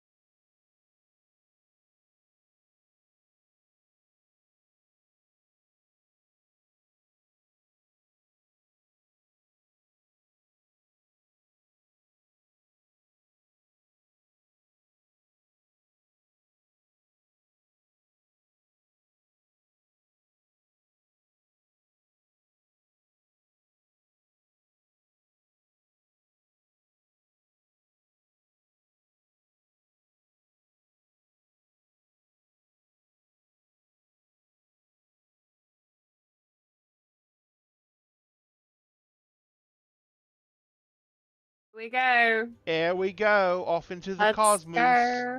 Ladies and gentlemen, thank you very much for letting us take that break. We are ready to come back into Between Two Worlds, the finale, as we get ready to see what happens in the Wizard's Tower. Now, can we say that you guys took a long rest after this? Please. Sure. All right. So, morning creeps upon, and with dawn coming calling, birds are singing.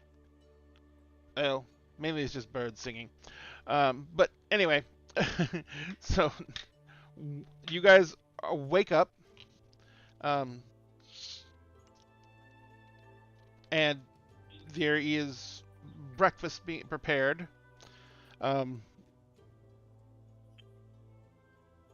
Kelly, does Accordia get up early on her own accord, or does she usually is she a late sleeper? I think the soldier and her would get up early. Yeah, so you and Kelly basically kind of share the same time clock then, because Kelly gets up basically at the butt crack of dawn. Make that 3 people that are up at that time period. In that case, I already knew about yours. Didn't know if Accordia and Kelly would be getting up at the same time, or if Kelly would end up trying to wake Accordia up, or accidentally wake them up. Yeah, well, but there is. So you guys are getting up. What about Este and Idris? I think Idris, you said you were an early riser as well. Yeah, probably not as early as the other 3, but he'd probably get up early and like make a pot of tea or something. Gotcha. And Este?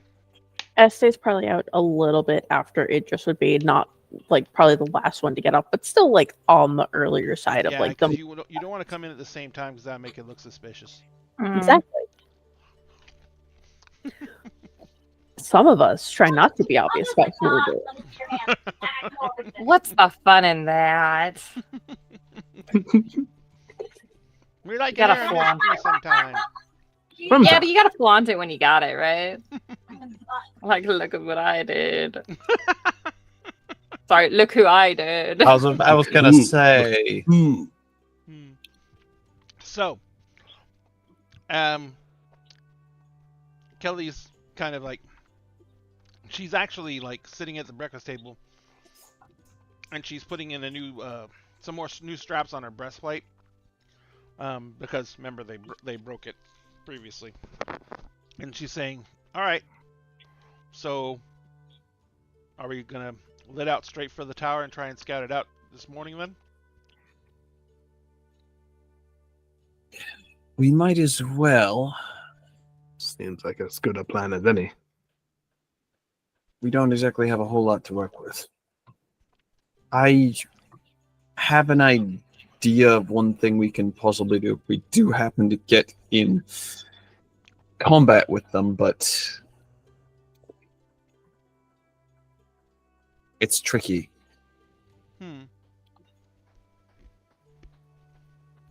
Well, wizards have a unique weakness that only they have.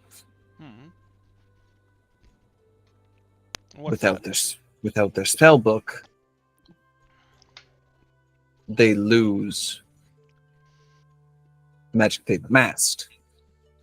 Years worth of knowledge.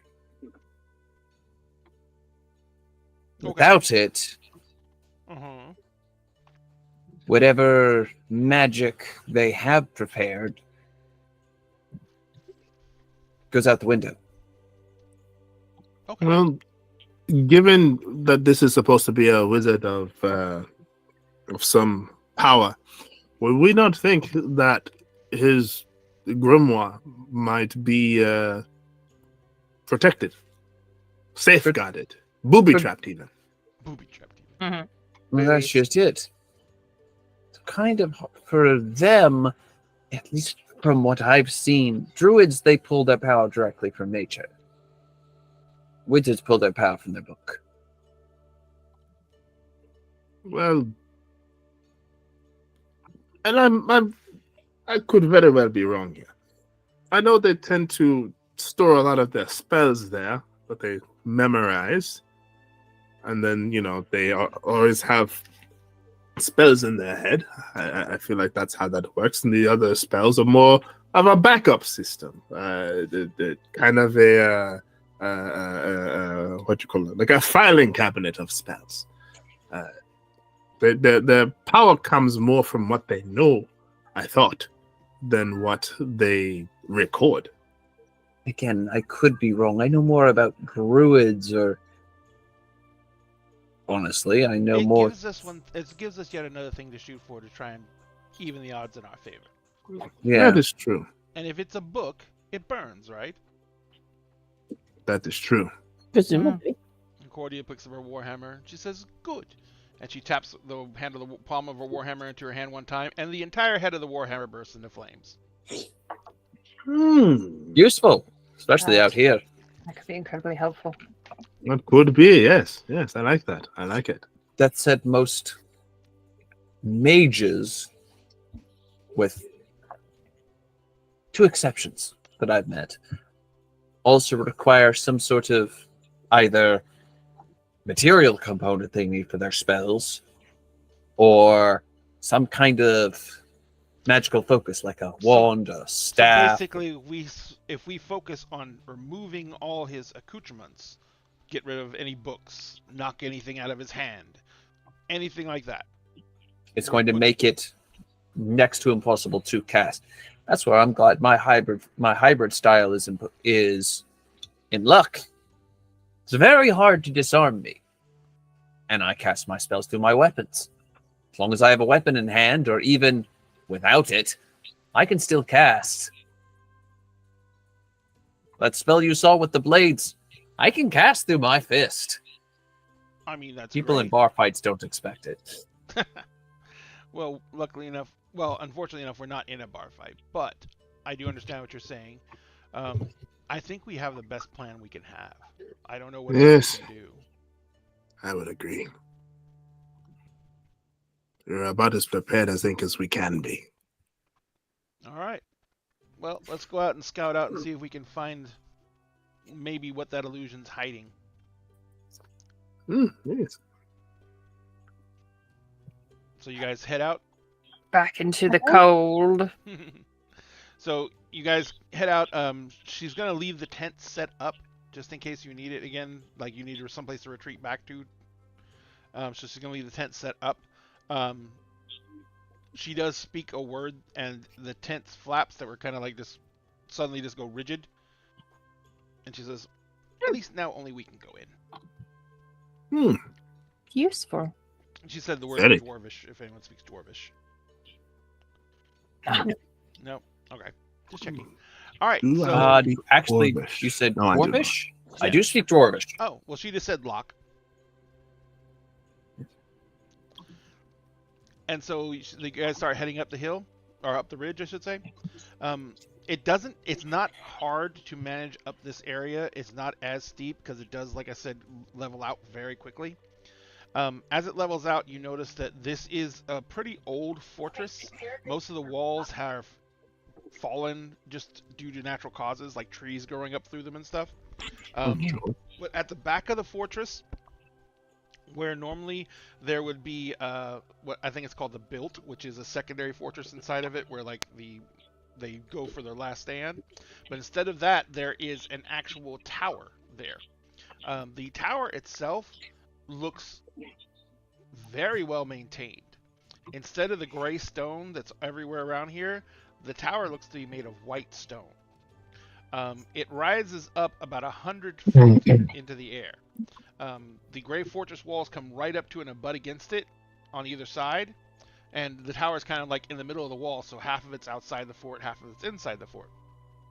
But the one thing you can see without a doubt is there are no entrances on this tower. There are parapets at the top, which indicate that people might be able to get, there might be an access point on the top to allow people to utilize those parapets for shooting arrows, etc. But there's no visible doors down here. How high up are those? The parapets are about 110 feet. Fuck. 10 feet short. That looks just out of range. Out of range for what? Grapple gun?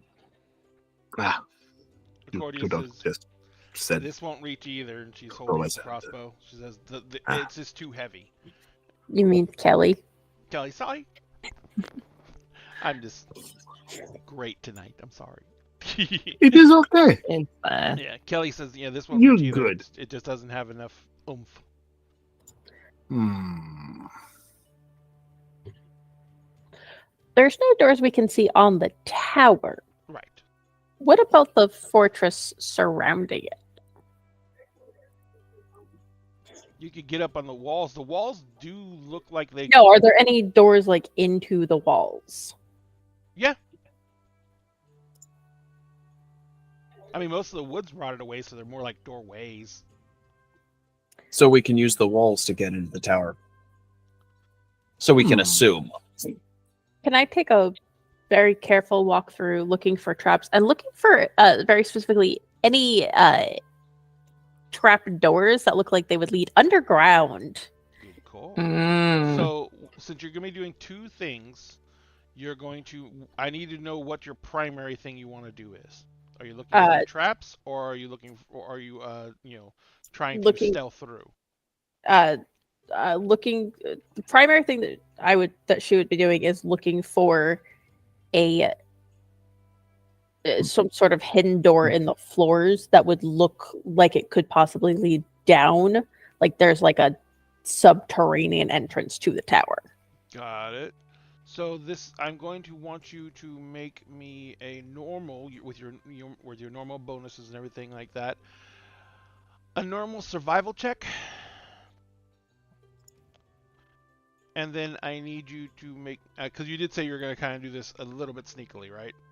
Yeah. So I need you to make me a stealth check as well, but that's going to have a -10 penalty. Okay. Survival check first. That's a 34.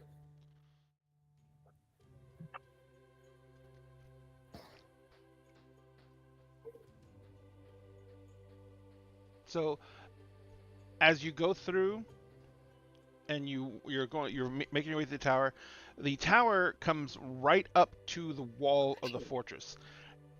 The only thing is, or the wall of the tower, the wall of the fortress comes right up to the wall of the tower. As you go down the hallway in the tower, you do see that there is a staircase that would go up to the top of the battlements on the edge of on the top of the wall.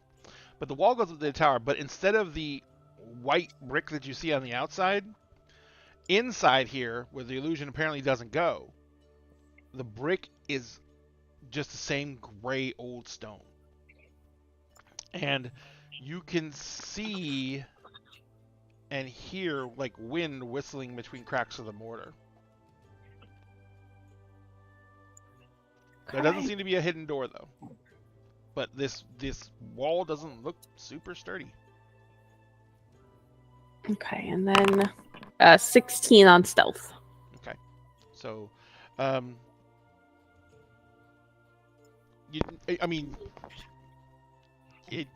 like I said, there's no secret doors to get into the tower, but like this wall does not seem to be in the best of condition, so you could probably pull some of these stones loose and be able to call through.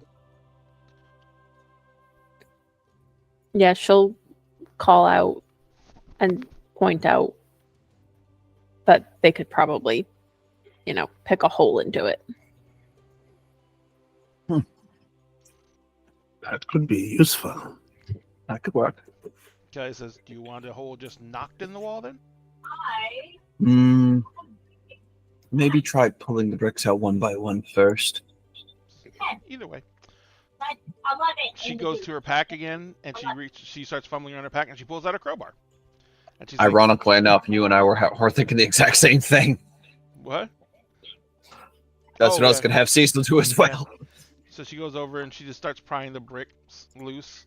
When she gets one of the bricks loose, she's like calls someone else over to help her because it's a big brick. It's not like a little brick. It's like a big brick. Idris will go help. Yeah. So as you guys lift the brick out and put it down, the first thing you notice when you pull the brick out and it clears out is that there is a dull, glowing red light coming into this room from whatever's on the other side of this wall. Detect magic immediately. So there is a shit ton of magic going on here. and it is all very powerful.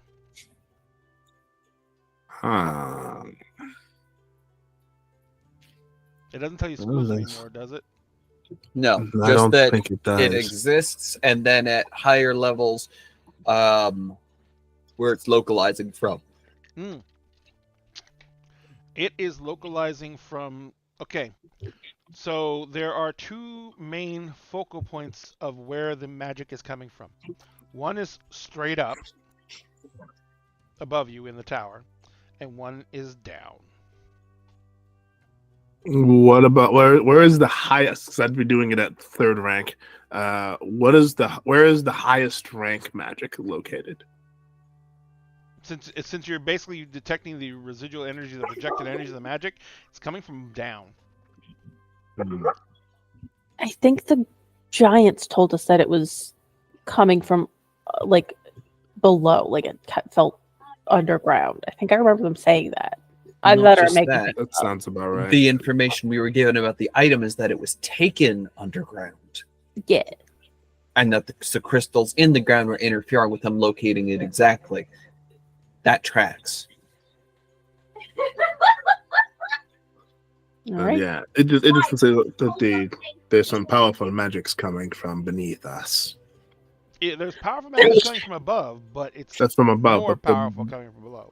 the most powerful coming from beneath us. There's also powerful magic coming from up there, but the most powerful is done that way. Kelly kind of leans forward and she like sticks her head in the hole. Why would you? Okay. And she looks up and she's like, "Oh shit!" What did you She see? pulls her head out. I don't think that this is safe anymore. What you seen? It's whatever. Something saw you, didn't it? No, I hope that thing can't see. What That'd thing? be really.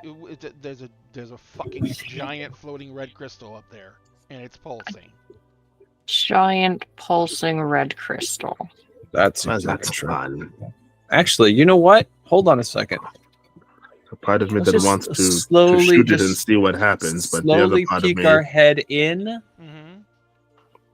because there's an ability I have. So standard Quick recognition crystals, and recognize spell. standard crystals, red crystals, like one to power a ship, they'll have like multiple banks of engines, and the standard crystal for an engine, for a ship, is like 6 to 8 feet long, and about 3 to 4 feet wide. Okay, Bigger or and smaller? it's about 10 times the size. It's like that. It's like the is size of a one. small fucking building. It's like And if Oh. that thing is loaded with power and it were to be detonated, it would blow half this mountain off. so. The moment here is maybe I should shoot it. Don't you fucking even think about it. if you will let me finish my sentence, I'd say the part of my brain that is better well thought and has sense has decided to not do that because I don't know what that is. I don't know if it will explode.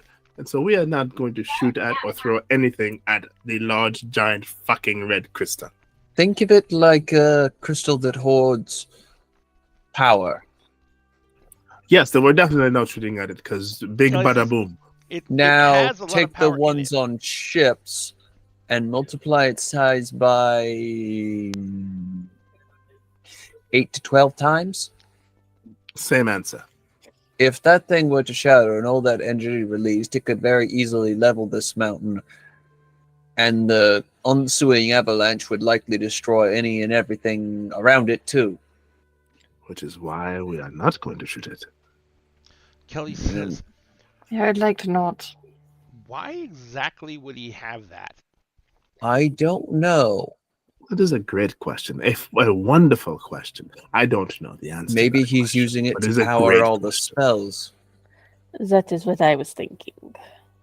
Kelly says, okay, so I'm sorry, but I do know a bit about ships just because my family has a freight company for the most part. Sure. That's a power crystal. that Yeah, refines. Oh shit! That refines the energy that's pumped into it. Yes. She Mhm. says, "Get out of the hole! Get out of the hole!" Gets out of the hole. She gets in the hole and she It looks just up. moves away from the hole. No, she barrels into the hole and she starts looking up. Oh She says, god. "Oh shit!" No, Care no. to- I do care to not allow- like the She way pulls her head that back sounds out at and she all. says, "There are no cables going into that crystal. Meaning Nothing's the feeding it. Whatever it's drawing from is in this area, I think I know what's feeding it. which should not be able to happen because there's not supposed to be that much concentrated mist energy inside a planet's atmosphere." Unless it's been edited to not hold mist energy. What You think the there might fuck? be you think there might be a rip in space where it is pulling maybe from someplace like one of the hells or the Feywilds or some such? That, or it's being literally holding the wizard's power itself. Oh, it's the device. That's impossible. The device is small. And Does we not- do not know how much power it can hold. That is a good point.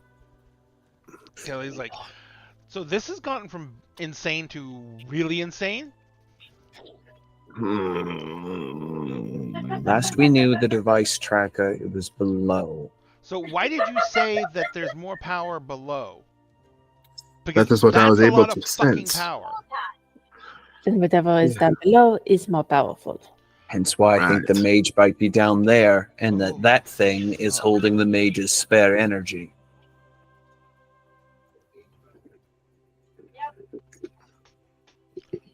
What do you guys want to do? Great. Yeah.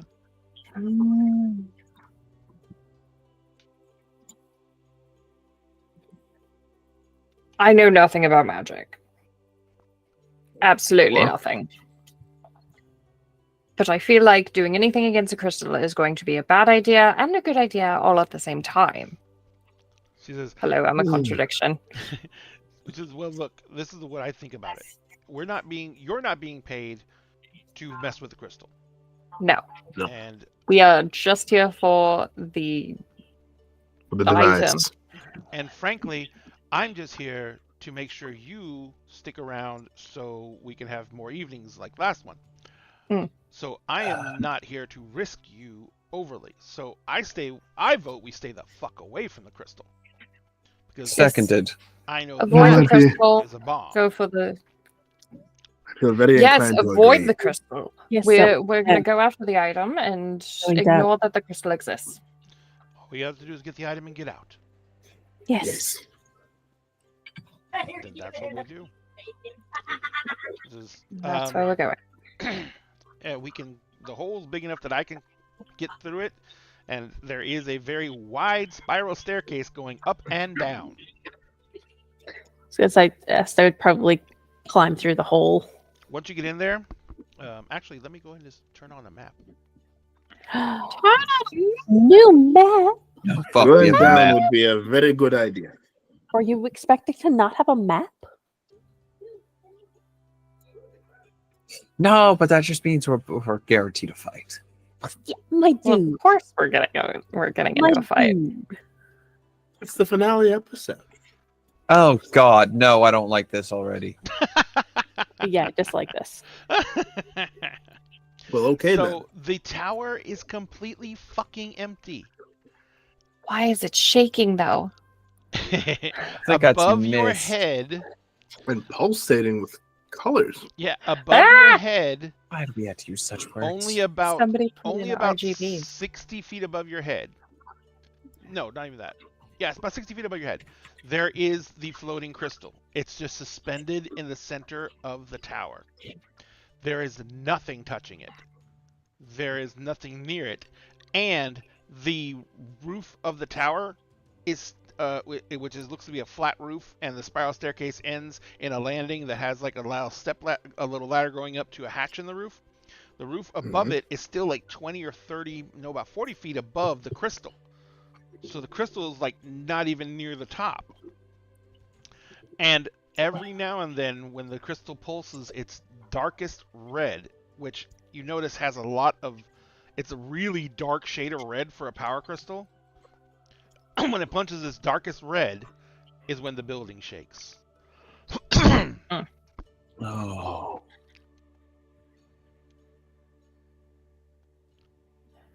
So, going up, you will be able to see from the top, looking down on the crystal, or go out onto the top landing. Going down, you can see from here, I don't know if you can make it out, but there's a square down below there. And there's a ladder that goes down into a hole under the tower. Way down we go. Way down we go. Right. Yep. I would also agreed. like to stealth. Huh? I would like to stealth. Okay. Like to go sneaky hidey. Gotcha. So you're going to go down this level, which, like I said, it goes around a spiral. Then there's a flat level plane. There is a door on the next tier down. But when you go to try the door, just to even see if it will gently push open like that. Number one, the door is strong, good wood, not rotted or anything. It is bound in a very silverish metal. And when you go to check the door itself, it's absolutely locked. There's no handle on the outside. There's no lock on the outside. And the door itself is very warm to the touch.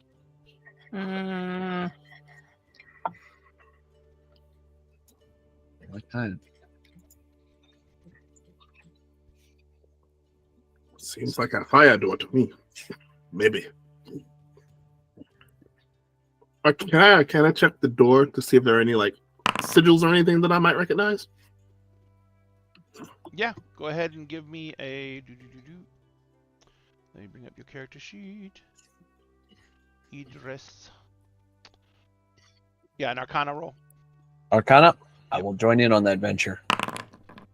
And Este, what'd you roll for stealth? 34. Este disappears. She's gone. She's gone. I don't 26 for even Idris. know who you're talking about. 36 for Cecil. Got it. All right. So Idris, there are no noticeable arcane runes on this at all. There's no noticeable markings on it. Cecil, the door frame on the inside under the wood, because the door actually opens outwards, so you can see it. So basically, you can only read the whole thing if the door is open. There are sigils carved into the stone in the arch of the door frame, going all the way from the top left bottom edge all the way over to the right and down to the ground. It's probably some kind of magical seal. So, utilizing the ability recognize spell, Mm-hmm.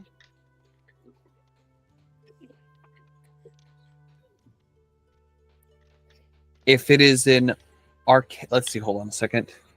If it is an arcane spell, Mm-hmm.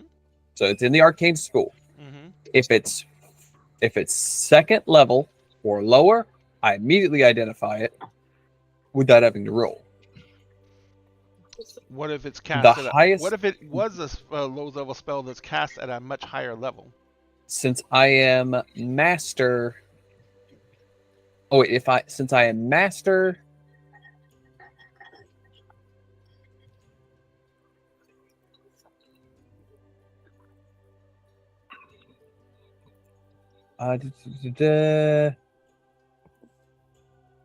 Okay, so since I am master rank, I can recognize the spell with an Arcana check, which is rolled of 6th level or lower. Okay. If it's of 7th to 9th level, I will not be able to identify it. So here's You have to roll for it, though. for 7th to 9th level. Well, Yeah. let me give you the part you recognize immediately. The core of this spell is the simple spell lock, but there is a much stronger spell that's interwoven with the spell lock. You'll have to roll to identify that one. So make me an All right. Arcana check. Kind of coming right up. Let's hope I can roll as well as I just did. Yes. 32. You did. So you can identify it.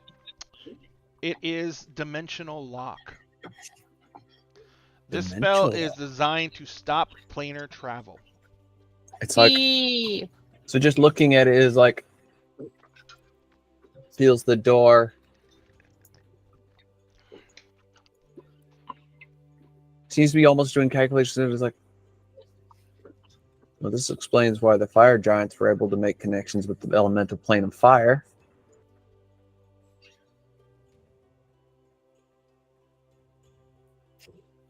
Explain. There's two spells with similar focuses. One just for making sure the door stays locked. The second seals it off from planar travel. Considering the heat, the material the door is made out of, more than likely due to its silver colorization, mithril, and the fact that we know the fire giants were able to do some sort of ritual to make connection to the plane of fire, hence why that creature we encountered was infused with it. I think the wizard may have paid a little bit more than just traps. Idris, did you It's make part your of the pistols deal. or you buy them? You craft, in other words? Sorry. I bought them and then etched onto them to make them attuned. Adamantite is a metal, but it's made from like a clay, almost like a ceramic. Mhm. Mithril is the strongest forgeable metal that you know of. Adamantite would have to be like molded into this, and then set. But mithril is like the strongest forgeable metal you know of. Hmm. Also, Okay. is my camera thing frozen for anyone else but you're me? frozen. Or You're Mhm. frozen. Yes. what the? I didn't want to say anything because I was scared you'd disappear completely. My internet is fine. I actually don't know what's going on with it. I don't know if it's just being a butt. Let me try. Say Okay, hi. that's better. You're moving Turning it now. off and There you turning go. it back on again. Always the trick. works. All right.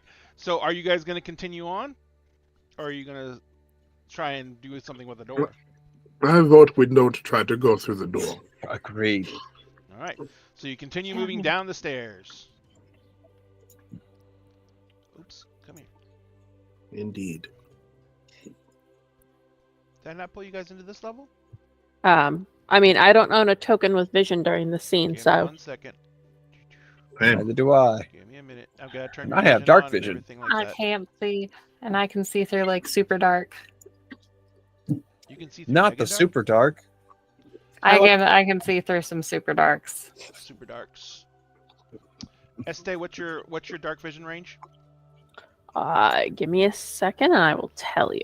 Standard is 30-30, right? 30 feet dim, 30 feet bright, and 30 feet dim. Believe so. I have low light vision, but I don't have dark vision. Low light vision will work. Let's see. I have celestial dark vision, so you can see in darkness and dim light just as well as you can see in bright light. Though your vision in darkness is black and white. What's the range on it? Just regular range though, right? Regular range. So it's the whereas low light vision would give you essentially low light in darkness and normal vision in normal Mm-hmm. or just low light. So it treats darkness as one stage lighter. Oh, wait, never dark mind. vision is at 2 stages Let lighter. me do this the easy way. I forgot. There's already light here, so. There. Now can you see? Or you might want to refresh. No, I can see it. Now I can see. Okay. I can Oh, there's see 3 doors on this level. Yes, there's 3 doors on this level. 2 of them are open. One of them is emitting some kind of light. One of them is dark. Are you going? Do you head down to those levels? Let's investigate the first one quietly. Yeah, though. like, well, As I say, I assume I'm still stealthed. Yes. You don't have to make another roll. If you would like, I can kind of Roll it. Shit, where are you? down and sort of look through that first open door. Sounds like a plan. Yeah, let's do that. You're I the will- scout in this case. I will slowly creep my way down and just like not put my head through anything, just like eyes around the door frame to try to see inside. When you look around the door frame, there is literally what looks to be like it's a small antechamber, and you can see that there may have been some kind of another doorway on the because it just goes to the back wall, but the wall is collapsed. The problem is where this wall should be is about 40 feet above the ground outside the tower. And there is just a general dull light coming from nowhere. Oh, good. Coming Hmm. from nowhere, outside or inside? Hmm? Come out from outside or from It's inside? inside the room. Okay. This is not concerning at all. And then I will creep my way over To the and other do door. the same thing to the other door. The other door looks almost... It's not identical. It's another just ruined room. The back wall's been collapsed, but it's another small antechamber. And there is light that's emitting from everywhere, but there's nothing in the room. She'll just kind of like whistle Mm-hmm. to let them know that it's safe that they could come down. Gotcha. And so everyone else comes down. There's still one more door, the totally dark one. Yes. So you get within 10 feet of that door, and I need you to make me I think it's a con save? So that would be fortitude. Yes. Oh, okay. Fortitude save. Let me guess, you're an expert at fortitude saves? Yes. Is this a trap? No, it's not actually. Okay. That's still insanely high. 35. Yeah, that's really high. You have the absolute certainty that whatever is through that door is literally death. I don't go through that door. You felt Literally literally the fear of death. Don't ignore that. Just keep going. Yeah, you can't see anything in that room at all. Just trust me. Do not just walk and Out of character, yeah, I Boy think I Scout. know what that is. Does anyone have the ability to see through magical darkness? Magical but- darkness. I think I do. Actually, hold on a Let me second, double because check. magical darkness. I believe in Pathfinder actually works differently. So I have looked it up. shadow sight, so I can see through all but the deepest darkness. That's what this And I counts get as. greater dark vision. But I also have a hard to fool, which means I can see through shifting darkness and bewildering magic. I get a +1 circumstance bonus to perception checks against illusions, as well as will saves against illusion and shadow effects. Make me a That's kinda perception dope. check. With my +1 bonus? Yes, ma'am. Okay. Let's see. I forgot where my thingies were. They're in that little This top down. one. Then you And- 20.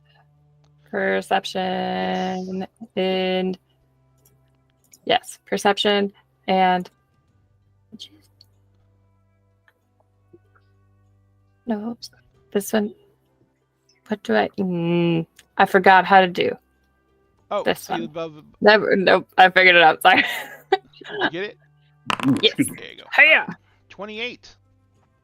Oh, that's not great. No. So Remember, now I you do need- have the hero points. Mhm. You can use them to re-roll something. Are you gonna use one to re-roll? You should have 3 of them at this point because you get one at the start of each session. And if it doesn't get used, it rolls over to the next. Yeah, we have I at didn't least know that 3 was of a them. thing. Yep. I said that day 1. He did. Sam and I I both. don't know. I forget things, guys. I'm It's playing 4 A-okay. games. A-okay. And that's why I'm here. I know things. All Are right. you going to use a reroll? Then yes, I am going to use a hero point to try to reroll that. So perception +1 bonus. Roll it again. Get back here. It's not horrible. It is better. There it is. It's okay. I'll take it. I'll take it. It's slightly above average. Excuse me. 30 is Never still eat spicy solid. food. So you, for some reason, Accordia, even after Este says, just bad. I'm It's just the gonna mystery peek in of it. anyway. Just like I need to know. I need to know. So you walk up, and you stand almost on the edge of the doorway, and you're just concentrating. And the darkness almost seems to part. And for a moment, you can see into the abyss. I need you to make me a will save. Oh boy. I still get my +1? No. Nope. No, I don't. This is a will Okay. save. Just a will save. Mhm. Okay. Okay. That's not bad. That's not bad. It's not good, but it's not bad. How many hit points do you have right now? Oh, geez. How many hit points? Oh no. 164?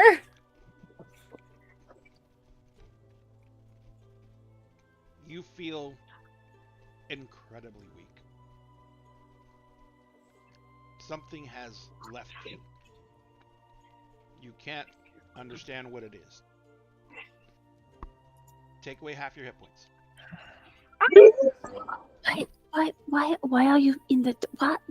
I said to What just are you doing? The rest of you see the darkness part in front of Accordia, and a ghostly figure of Accordia appears in the darkness.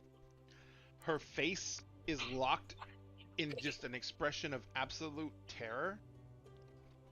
And then as she's like looking out, she like reaches out, and Kelly's like, you collapse. So Kelly's like holding you, and she's looking at the figure, and she's looking at you, and she's looking at the figure, and before Kelly can even do anything, the darkness just closes back over it, and it's gone. see, this is why I said the doorway is bad. Stay away. By the way, you Nice. made your saving throw. Oh, jeez. That could have. Guys, I almost died. You almost lost Pathfinder. I almost lost Pathfinder. Almost lost Pathfinder. Jesus Christ. Okay. Does that mean I'm sorry. There was a shiny red button. I had to push There was a it. shiny red button. I had to There push was it. no button. There was no button. why would you do something like Oh god. I'm gonna use spirit sense to Mhm. take a look at Accordia and see if I can if what's happened to her is repairable. What the spirit sense it gives you? It basically lets you see someone's spirit, their spiritual aura, correct? Yeah, I can. You open your mind to the metaphysical, enabling you to see nearby spirits. Even if you weren't searching, you get a check to find haunts and spirits of the area. You gain a +1 status bonus to the following checks regarding haunts or spirits: perception to determine the reason for their existence, and skill checks to disable a haunt. Okay. I'm going to twist this a little bit because it's not exactly what you think would detect. Which I'm but hoping to do. Yeah. First off, Accordia, Mm-hmm. you're cold, Yeah. and everything around you before, where things were exciting, and like this was thrilling and terrifying at the same time. There's no fear anymore, but there's also no excitement. Oh, shit. Everything is just gray. Mm. you're back on our original plane. I just went home. So basically, you can see that a portion of Accordia's, what people would call her personality or her soul or her being, has been carved away. And it was everything bright, everything cheerful, everything exuberant about Accordia. Oh, shit. All that's She left, went emo. all that's left is whatever negativity she was holding. Oh, dear. So she just got forcibly turned emo. Pretty much. Would I be able to see The with reason that? you know that is if because it's- there is a massive, like, missing portion of your friend. is there a roll I can make or something to see if it might be repairable? If it might, if it can grow It's back at some point. Okay, you can make me an Arcana roll. For now, let's get Can them back on their Accordia grow feet. back her riz, man. A Riz. Oh no, she lost the Riz. 32. Okay, so two things. Number one, Accordia's personality, as anyone's personality, Accordia can relearn how to find joy in life. It would be the same way as someone going through therapy would. Ah, She- great. Yeah. Can relearn joy. Yeah. But This is it not will the time for never- that, It though. will never be the same, and Accordia will never be the same person. Now, there is something else that can be done. If you choose to, whatever this doorway is, it goes to some kind of negative plane. Oh hell no. Guys, we you, can go get my mojo back. if you can find a way to broker a deal with a creature from the negative plane to retrieve it, they could go get it. None of you can go into a negative plane. You will fucking die. Yeah, the negative Right. plane is Anti-life. yeah. Hence death. The feeling of death. And the emotions that were just taken are like a delicacy Positive or emotions. or a bargaining chip in the negative plane. Everything there wants them. So whatever took her emotions is probably going to use them as some kind of currency for something. Oh, they got some good ones too, man. If you had failed your saving throw, which you passed by 1 fucking point, Oh my god. if you had failed your saving throw, you would have just instantly died. Holy moly! Oh, that's awesome. I love it. Oh, You passed by 1 fucking point. I was just like, point. I'm about to kill her. So, Idris kind of turns to Accordia, kind of looks at Este. You should have listened to Este. I don't know exactly how to tell Kelly's you like- this. You don't even have the energy to like move. You're just like laying limp in Kelly's arms, and Kelly's like stroking her face, and she's like, tell her what? Tell her what? A piece of her soul has been carved away. Kelly looks down. Everything, Yeah, go. everything joyous and bright is gone. She can relearn those things and get that part of herself back, but she is forever changed. She will never be the same. You said we can get them back. There are two ways to go about it. She can relearn it, or you can broker that so that piece of her has been taken to the negative plane. Hold on. And Negative those plane. beings, Plane of fire. I think I know what that crystal's for. okay, give, hold that thought before I lose this one. A deal can be brokered with a being from that side to retrieve the bit of her soul that she has lost, because kind of works as currency. They like to gather and collect them to use as bargaining chips, for lack of a better term. Kelly, when you say this, Kelly looks down at you and she starts patting you on the cheeks. Says, Accordia, baby, sweetie, baby, I need you to talk to me. What's going on? Are you okay? Idris is talking some weird fucking shit here. I need to Speaks hear that truth. he's wrong. I'm very tired. I really wish I were wrong here. And we don't exactly have time to sit around. By the way, you can still move on your own. You can still do whatever you want. You have all your abilities. You have no negatives. You have half your hit points. Your hit points can still be recovered with magic.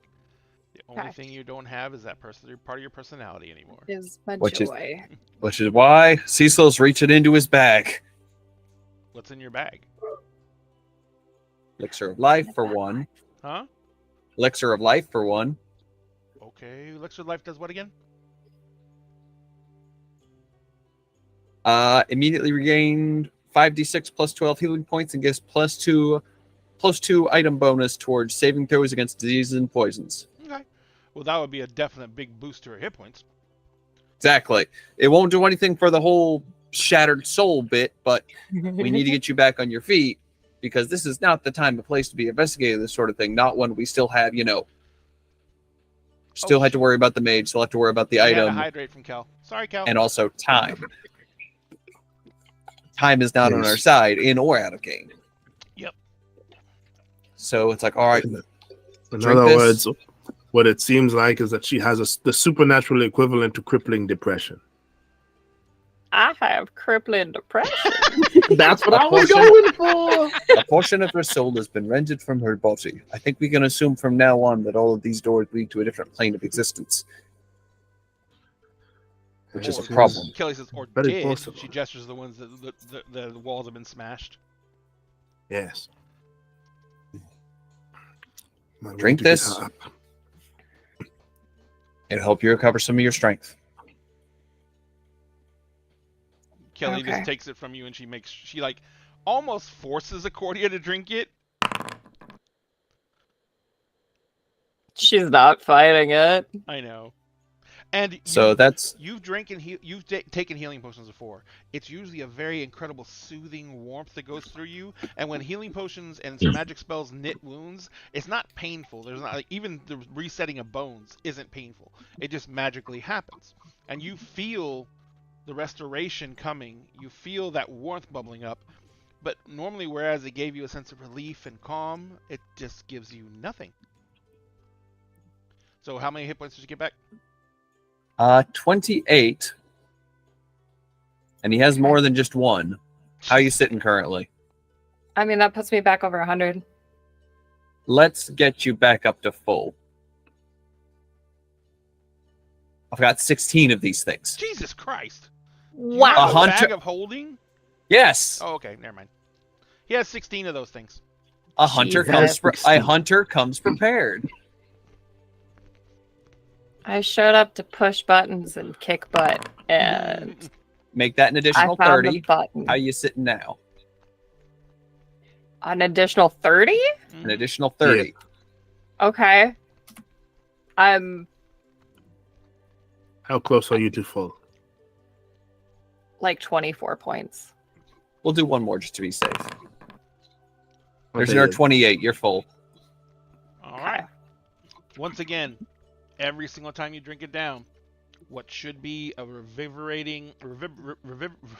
invigorating experience, and you can remember what it felt like before. That sense of relief that you were being healed, the relief of the pain, the relief of everything, and that sense of well-being. Nothing. The sense of warmth is there. I think you might want to check your potions. They might be going a little stale.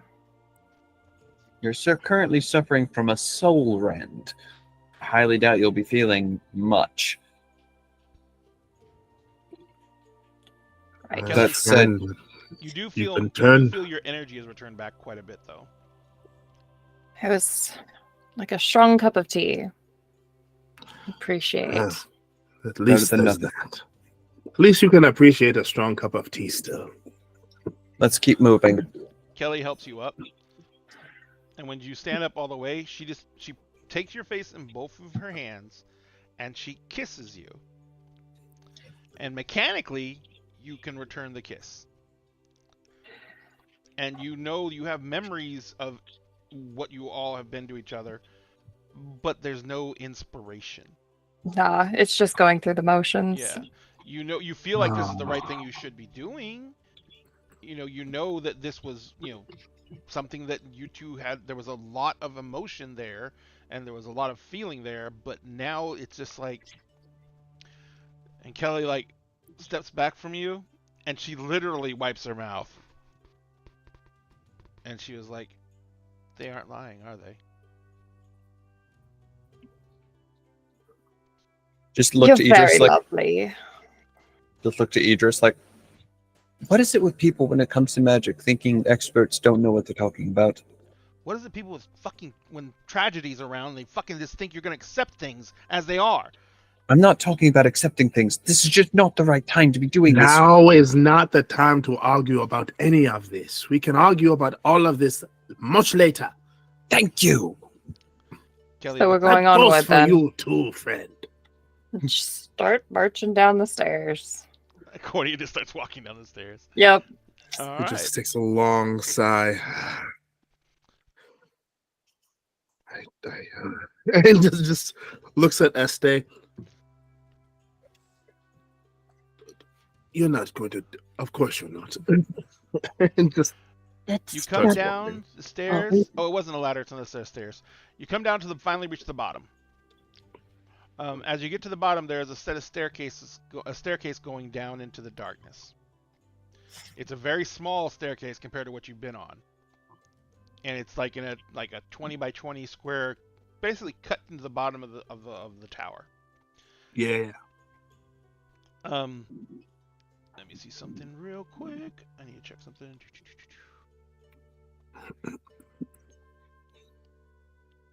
Below you, yeah, there's no light coming up from the thing. Are you gonna go down into the next level down? No light? Not from the staircase, no. It's not Well, the magical thankfully- darkness. It's just darkness. Just It just dork. is going to detect magic in that direction. Fuck ton. Same fuck ton as before. Same fuck ton as before. This is, I think, the way we want to go.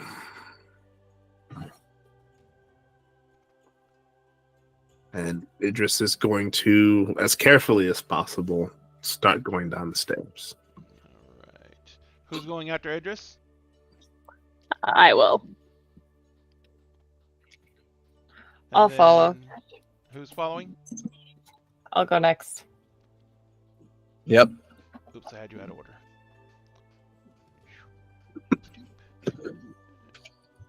And Cecil's bringing up rear guard. Mm-hmm. There we go. Can you all see? Relatively? Yeah. What? Wow. You're in a narrow staircase. Idris, directly ahead of you, you see there's a door, and to your left, there is another spiral staircase going down further. I can't even see the staircase. It's a dark. I'm gonna move over here. Okay, yes. Now I see a staircase. Right. I'm gonna look at the door with my detect magic.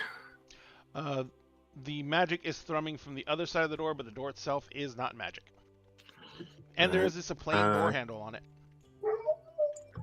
I'm not gonna just open the door. That seems like a terrible idea. It I'm does. gonna roll our. Don't you dare! You have already split your soul enough. I'm gonna roll Arcana to see if there's anything I recognize on the door. I'm gonna roll that again and use one of my hero points because that was a 26, and I don't like that.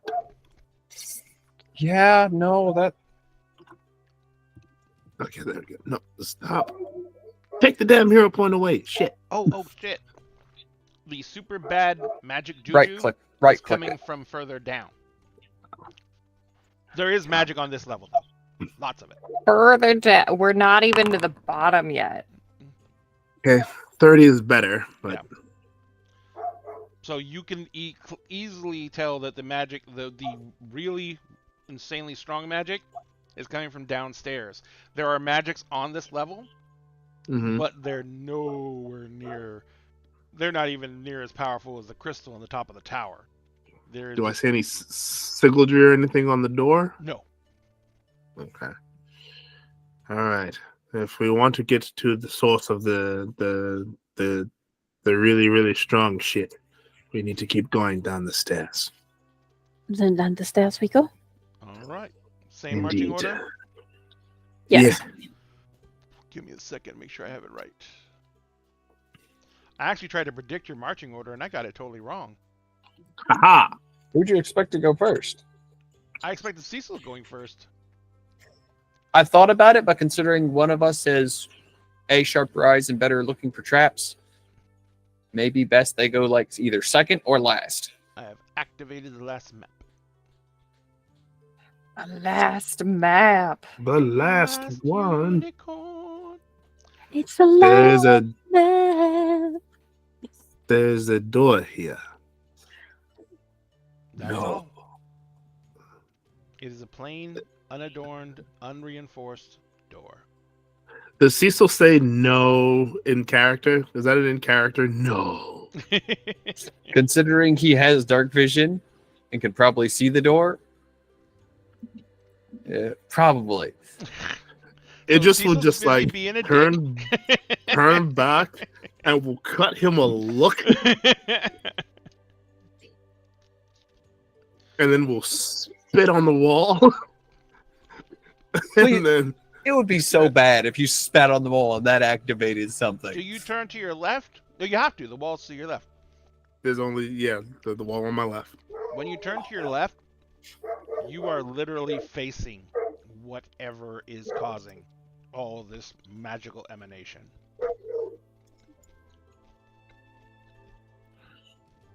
Great. That is coming from and points that way. Towards the door? Or towards the wall? To the left. Is it to the left of the door? It's to the left of the door. It would be a solid wall. So the wall right here. Whatever it is coming from this way. It's on the other side of that wall. Well.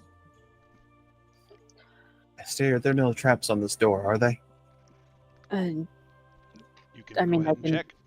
I will certainly go ahead and check. Estes like, And I'll roll Like, Arcana I to can't see if just there are see any. traps. I'll roll Arcana to see if I see any kind of sigils or anything that roll it. we may need to worry about. That makes two Any of us. Sigildry. 35. That's better. All right, and I'm rolling survival. You beat me. That's a You can 29 use- for actually, Arcana.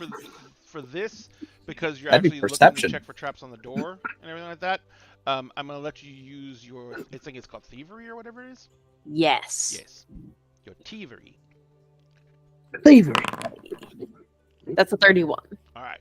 So there are no traps on the door. There are no arcane sigils on the door.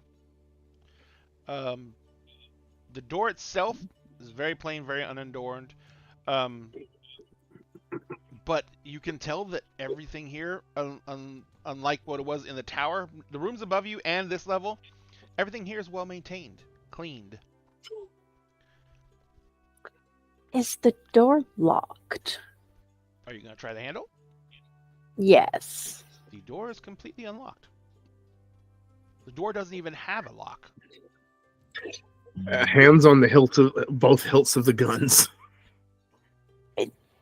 One hand on the door, other hand has drawn a dagger. Okay. The door is unlocked. Should we go?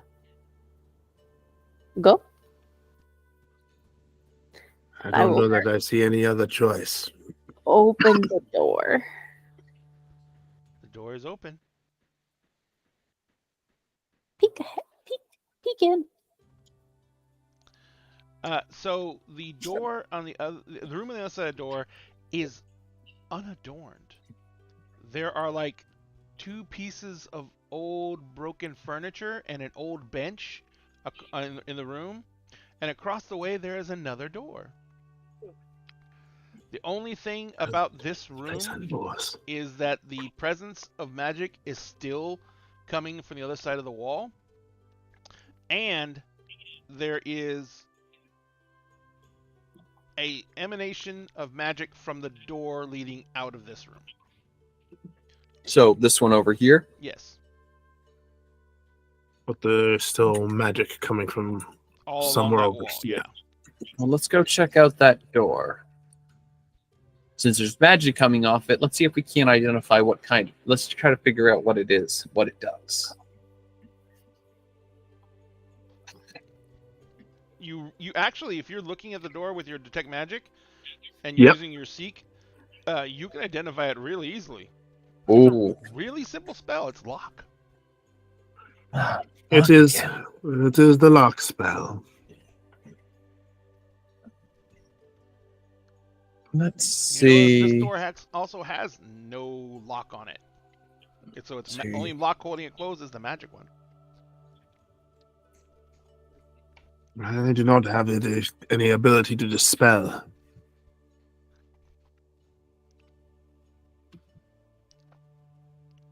Well, thankfully, I could shoot it with a magic bullet and see if that works, but I don't think we want to give away our element of surprise just yet. lock is a bit more rudimentary than that. This one here might be able to pick it. I can certainly try. Mhm.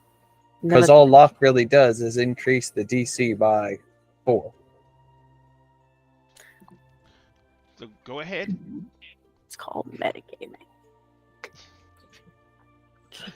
Thievery again? Yes, ma'am. Okay. And I actually have a question. Sure. Considering this is an arcane lock, can I roll Arcana to assist? Potentially getting anywhere between a +1 to a +3 bonus to said roll. I'll let it. Yeah, sure. Why not?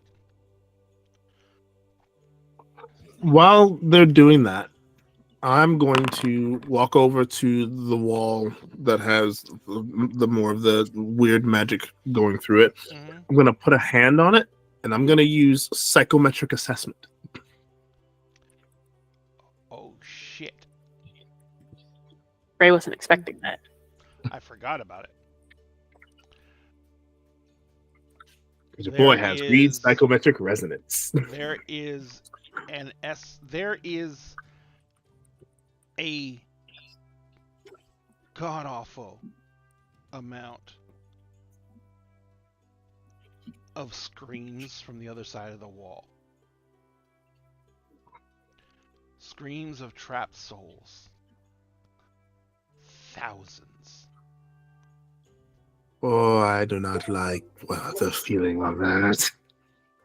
Hurries up and takes his hand away from the door, kind of shakes it as if he's been burned a little bit. You literally look at your hand and you can see that it's gone blue, and you're doing that thing where your hands cramp and cold.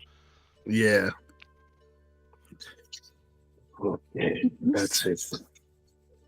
Also, Liz, add a +2 to that roll.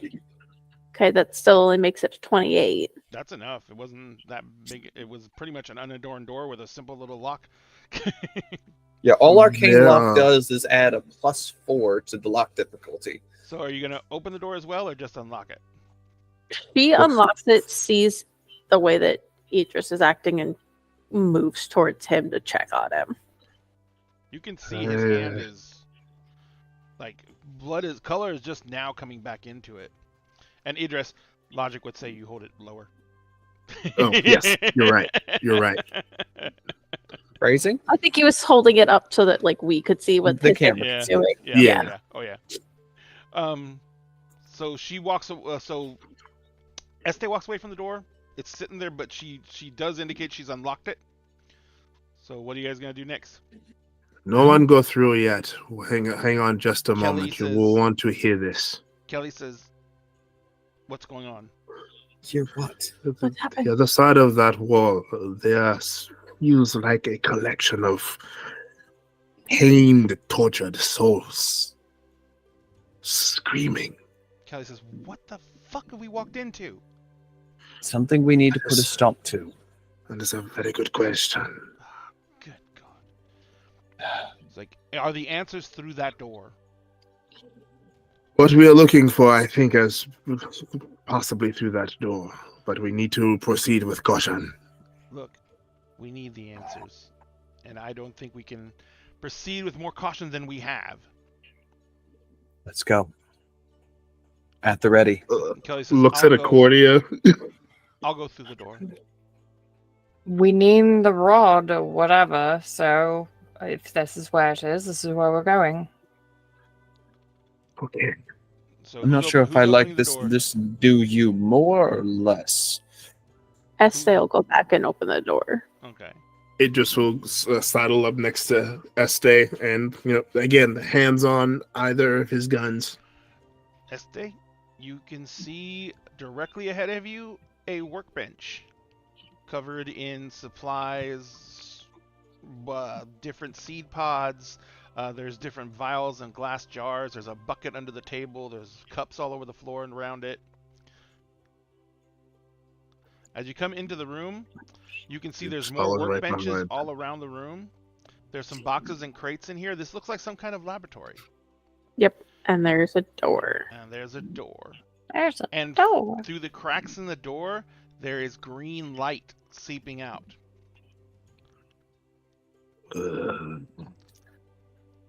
I'm going to take a bet that's whatever we are looking Cordia, do you go for. into the room as well? This Oh, yeah. I'm following everybody. Stop doing things. There we go. So Ha are you going to go check that door? Let's check the door. Same thing as before. This door is not locked with any magics. There is a fairly complicated lock on the door. But the door itself is wood. It's cracked. It looks old and aged. It looks like even though there's a sturdy lock on it, if you put a boot to it, the door would fall apart. Like I said, and there's green light seeping from every single pore, crack, fissure in the door. See if we can get it open quietly, because the wizard's in there. I'd rather we catch him off guard than announce our presence. He just reaches over and grabs Este's hand, gives her a quick look. Let's be careful, eh? Gives her a squeeze. Of course.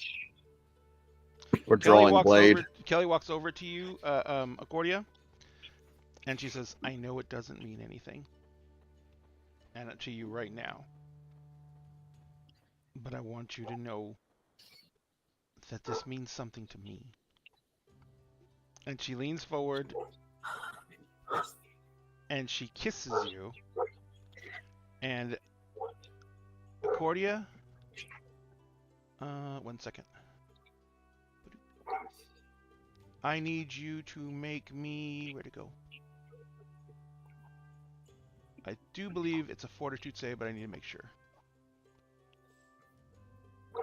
Real good at fortitude saves. Yeah, it's a fortitude save. All right. True love skills. Oh, am I a Disney princess? Yes. 37. Do that, be a Disney princess. That's pretty good. That's pretty good. Oh, Sweet Tea Special's up. Ouch. All right, so you feel yourself freeze in place. Kelly steps back from you, and her countenance just melts. Standing in her place is a woman in long robes that look tattered and nattered. Her skin is pallid. On her left cheek, there's like, cheek is missing and you can see the teeth through the mouth. And as she's sitting there, she's holding a gnarled black staff now in her hands. She's wearing a diadem on her head of silver with black stones inlaid in it. And she looks at you and she says, "You were the nicest person you're the nicest that anyone's ever been to me so far. And for that, you're spared." And she looks over the rest of you and she says, "And for the rest of you, your fate lies beyond that door." This is the spirit. No, Can we all? Is this an aspect of the Mist Mother? no. No, It's just the wizard? the wizard was what was returned to us by the giants, And they're not leaning on Kelly. They're leaning on the staff, and they're looking at you all, and it says, "I guarantee you, with no lie, no deceit, you can use whatever spells you want, and I won't resist to detect this, that the rod is on the other side of that door. All you have to do is leave Accordia with me. I guarantee she will not be unharmed. Once again, you can use any spells you wish to try and detect my falsehoods if they think I'm lying. And you can go through the door, take the rod, and leave." Clever giants. Wait. Was Kelly the wizard the whole time? The whole time? The whole time? Maybe not the whole time. Maybe they made the switch at the giants' camp. But the thing sitting in front of you looks at you and says, "I do need an answer. 'Cause Accordia. if this is going to go bad, I need to move Accordia out of the room." She can't answer, That is- unfortunately. She's paralyzed. Let me guess. You made the This must switch be with her the real choice. one at the giants' camp, didn't you? All that is immaterial now. None of that matters. You have to make a decision. Why do we have to make the decision? Should this not be up to her? I would say yes, but right now she doesn't care. And I know how to put it back. And what if sudden after its return she says no? Then she leaves. I said she was nice to me. People are rarely nice to me. I'm going to walk over to I the haven't had a wizard. kiss in like 500 years. That is a long time to go without affection. When you look like this, it's a long time to go without affection, but it's understandable. You're a lich, aren't you? I mean, I guess, if you want to put labels on things. I choose not to. That is my friend, a dear friend of mine. I can see that you are being upright and forward. You are truly going to leave her unharmed. Yes. Yes. I am going to go where she cannot and get what she needs. And what guarantee do we have that you will keep your word? What do you want? I'm giving you what you want. I'm giving you the rod back. Trust me, it would be much easier to get where I want to go if I kept the thing. That is true. Not answering my question. She said perhaps for once this is the time for blind faith. I mean, what do you want me to do to guarantee it? I can't be bound by a gaze. I have no life. I cannot be affected by a gaze. A little tit for tat. We are being offered what we came for. If I do this for Accordia, and she does not want to at least discuss things with me afterwards, then, and only then, will I send her wherever she wants to go. Idris will reach up a hand and offer a pinky. I have your word on this. She holds out her hand. I won't like- paralyze you. And she hugs your pinky. Then perhaps Yes. something to keep you honest. Or perhaps you just have That is what is keeping him honest. I am. Here, I will say we- this. No. To his point, Esther's gonna go and kick the door in. You kick the door in. Esther Put it gonna down. kick the door in. The door just falls Evict the apart. door. Yep. On the other side of the door, there is a well. It is glowing and rolling. It is a font of just absolute. It is horrifying and terrifying. It is a well of trapped souls. Oh my god. Do not And touch that. suspended above the well by a thin silver chain is the rod. And as you guys are looking in the door, the Lich says, yeah. You see, to your friend's point, I am absolutely evil. I will burn the world down. I will wreck all creation. I will do anything and everything. But I'll do it for her.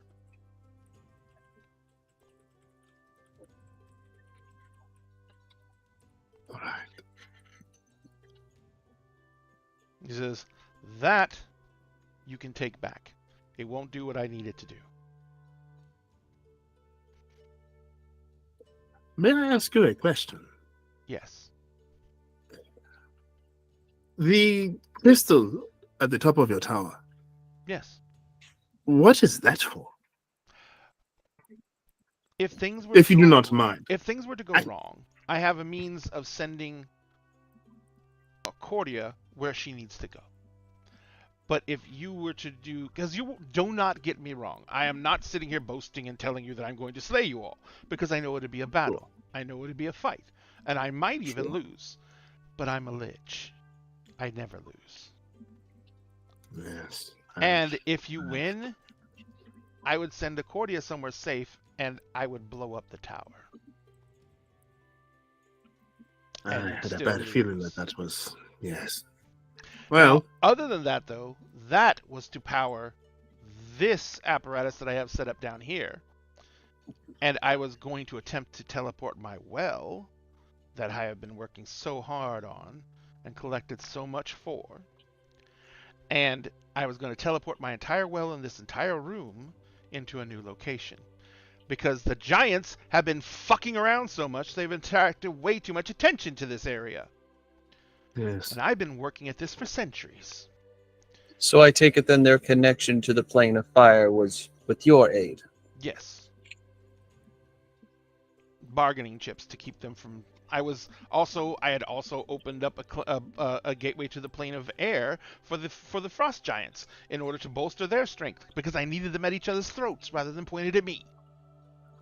Clever. Is that the problem is they keep on escalating. They're fucking idiots. And Like, and unfortunately, you eventually strengthening them has only made it worse. I was hoping one of them would get stupid, attack the other, and they'd wipe each other out. Or they'd at least one of them would get dominance, and then I could, mop up what was left with relative ease.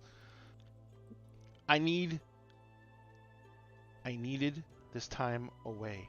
Ever since I've come to this stupid fucking little world, I have not been able to open a single fucking planar gate. I have not been able to leave this shithole. That bitch trapped me here for over 1,000 fucking years. And I am getting out.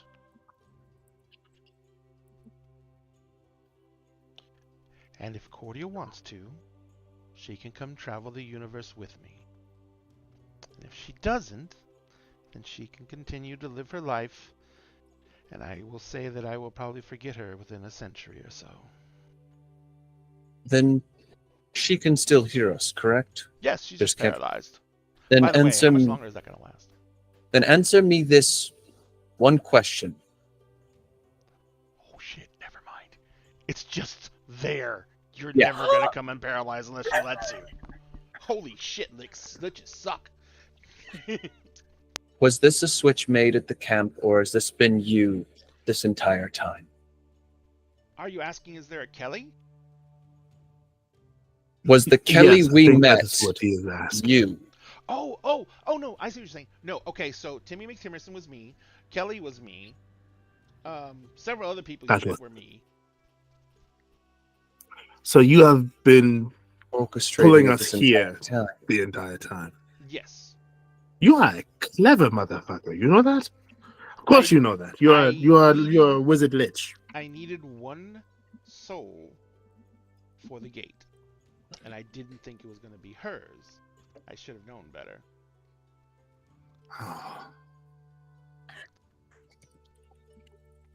I can walk through the gate just fine. I can move through the negative plane just fine. Well, it's dangerous as fuck, but I can move through the negative plane. Accordia can't. None of you That's can. true. Also true. So now I have an even bigger reason to go through the negative plane. This was going to be my ticket. This was going to be my way to gain what I actually deserve. Freedom. Huh? Freedom. Well, the freedom was going to be a byproduct. But with this, I was going into the negative plane and I was going to negotiate with him. And I was going to broker my godhood.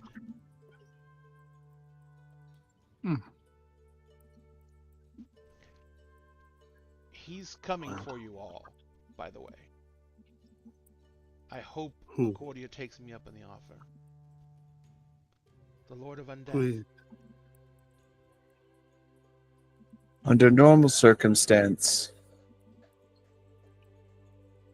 with The my man- training, The creature who gave me this ability.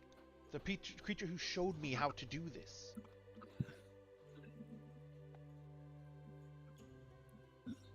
That shall be Long fun. I ago think. on another plane elsewhere.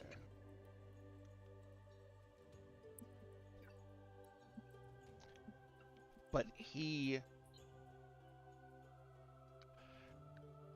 your little baby goddess, thumbed her nose at him when she shut off all those souls from his influence. And she took away all those sad souls and tried to give them hope and created a civilization out of them. Those were his. And he's coming for them now. And he's going to burn this place to the ground. And I knew that I needed to get out of here soon because it's all coming to a head. I don't have enough power yet to punch a hole and get out myself. But he has a way out. and what makes you so sure that he's on your side? He's not. He's on his side. But he is open to negotiation, and I was going to give him something that he treasures immensely. Souls. Yes.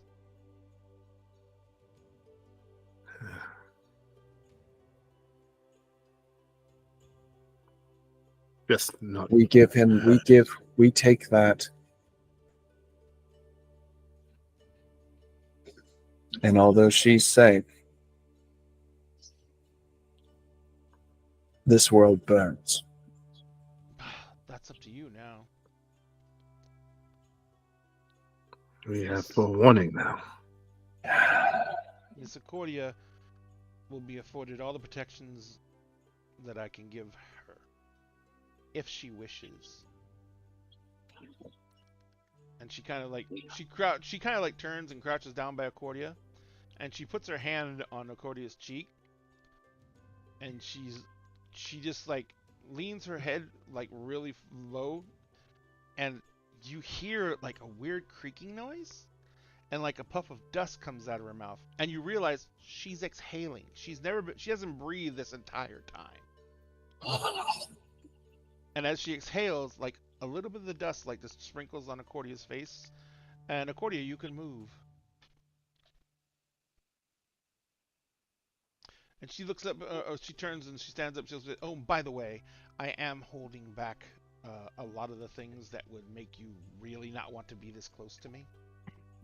I That appreciate is very nice of you.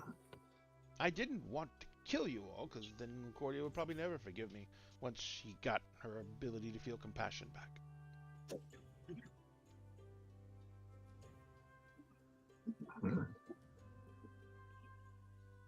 She says, "So, I mean, I wouldn't think you would accept her answer in the condition she's in right now, because she really doesn't care. That is true. So all I need to know from you all is what your answer is." Oh, sorry, Tales Archived. Hi, welcome. You ready with a party of 10? We love you very much. We're at the end of a campaign. Ah.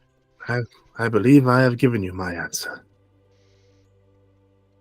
We take this item. Mhm. I'll even Hell. send you where you want to go.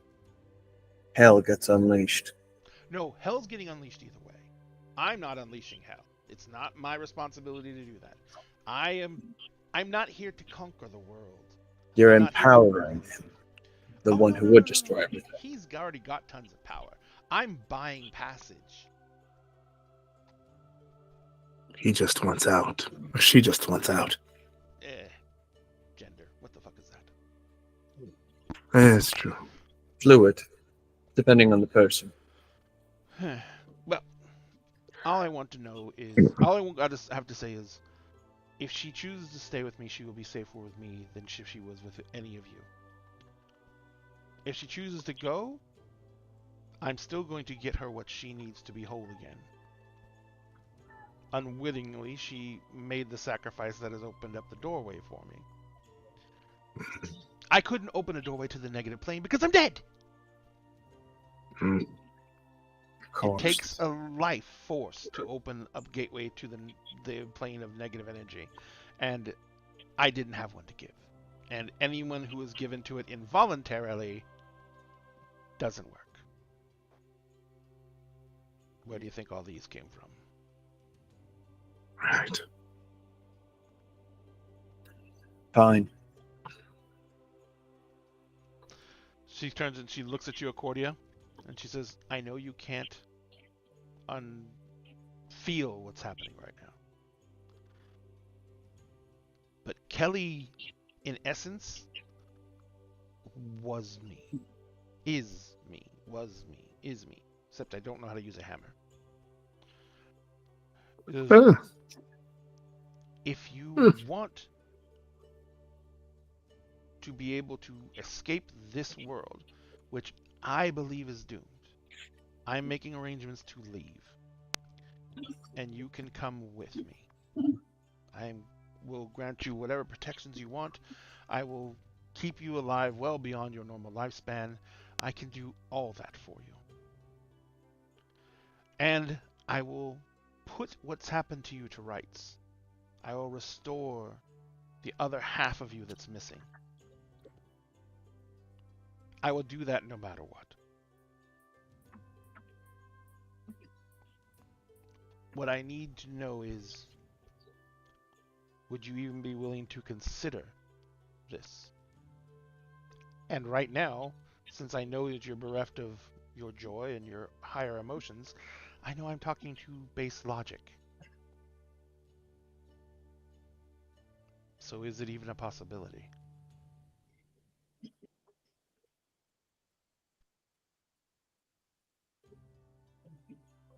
There's always a possibility for anything, so I don't see why there wouldn't be a possibility in this.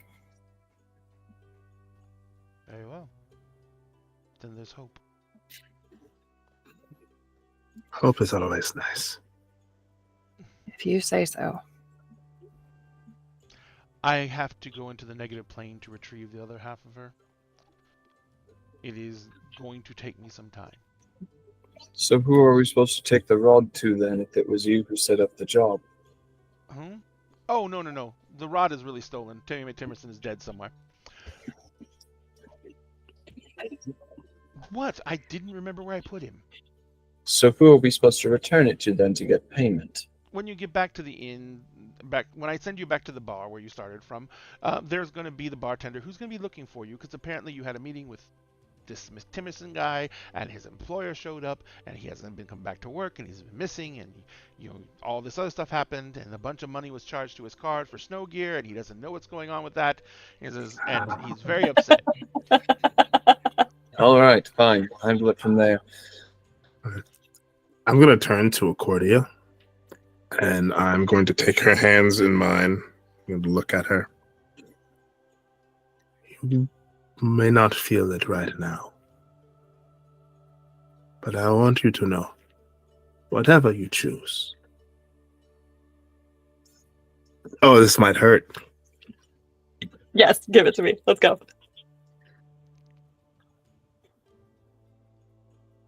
I have and always shall be your friend. And you have been a hell of a one to me. And he's just going to like wrap his arms around her and give her a quick kiss on the cheek. You can mechanically reply. You know what common courtesy is. Yes, well, I appreciate the sentiment. And I do wish I could return it. You see Kelly's face actually show distress. Whatever you decide, I support it. I want you to be happy. Cecil's actually going to take a pin off his cloak. Take the hand and kind of put it in it. It's like, you've been a good traveling companion this whole trip. Damn fine blade, too. You choose to stay and all of this starts going to shit, Guild's got your back.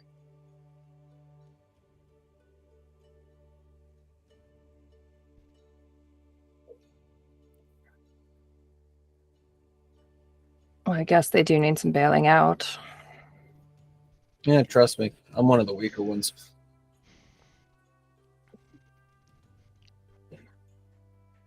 Kelly says, anyone else?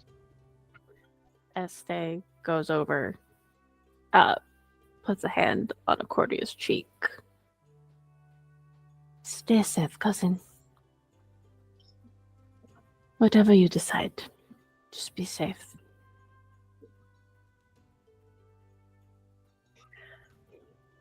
I suppose you as well. I suppose. I'm gonna guess. The weirdest thing for all of you is looking into Accordia's eyes and not seeing that spark of joy. That mischief and that whole wit and banter is just not there. I think for Idris, that's what makes it the easiest to let her go, is knowing that the wizard's going to do everything they can to get her back, and that she's going to be happier for it eventually, whatever that means. Mm-hmm. In the end, it'll be her choice. Kelly holds out their hand, and the rod slips from the silver chain it's hanging from and floats over to her hand, and she takes it, and she's like, it is a very nice trinket. She says, and it's given me some ideas. She says, but, as I said, it won't meet what I need. Even with all the power I could siphon through it, and she hands it over to you, Idris. So even all the power I could siphon through it, it would just explode. Yeah, that would kind of nullify the contract of the job and all that if you just exploded, and it would not be good for anyone. Well, but I appreciate it. I needed to check and see if it would work. Fair enough. And if it had, I never would have met any of you. We wouldn't have this grand adventure. It has been a grand adventure, hasn't it? That is sad. Also, knowing that you are the wizard, it suddenly makes so much sense why Kelly got kidnapped. Yep. I needed to make some arrangements. Yeah, I hate being had. I'm sorry. I get used to it, honestly, friend. It will happen again. I have had a better time adventuring with you all in the past few days than I have had in literally 1,000 years. Well, then, maybe. Just a Welcome. consideration. Maybe give some way of identifying you, at least to those willing. More than likely, with everything going to hell, there's going to be more hunts for creatures which are I just misbehaving. need to ask- You are getting the fuck out of Dodge. I Yes, just I want don't. to ask one question before you finish that statement. That's a well of over 1,000 souls. And I'm not saying they were bad people. I used them to try and open the door. I tried 1,000 times and killed 1,000 people. I don't think the wizard wants to be like No. people I'm not trying to I'm just trying to understand. Like, if you're inviting me to go venturing with you, I'll probably say yes because I get really bored. I'm But saying as bad as it sits with me, as much as your methods disagree with me,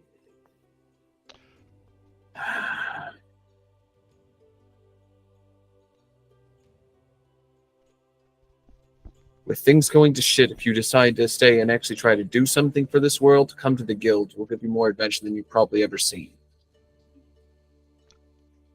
if I get desperate, okay, here's a very good statement. If you see me coming to the guild, you will understand that the world is about to end because I am literally turning tail and running to someone else for help. Well, you ever need a bodyguard? I'm This always world- high. This world has been. I don't on the know edge that of you would hell need since one, its but if you crea- want since it. its This world has Says, been "I'll on the make edge one." of hell since its creation. Oh, you could do that, yes. It's like, but anyway, I need to get you on your way. Kelly, Oh. I can find. Oh, sorry, Kai. See, Cordy, I can find you wherever you are. If you want to go with your friends, you can go with your friends, and I can pick you up later. If you want to stay, and I'll send you up to where I'm supposed to be going anyway. She says you can rest there. There's food. There's wine. It's made comfortable for anyone who still breathes. It's up to you.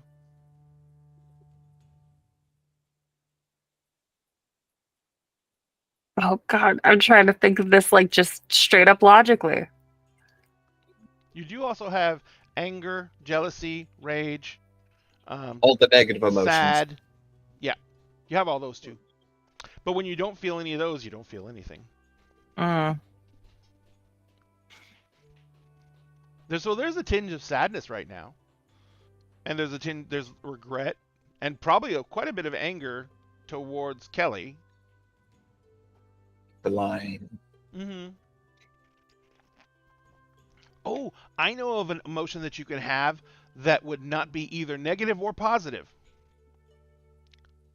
Apathy? Intrigue. I mean, she would still be curious.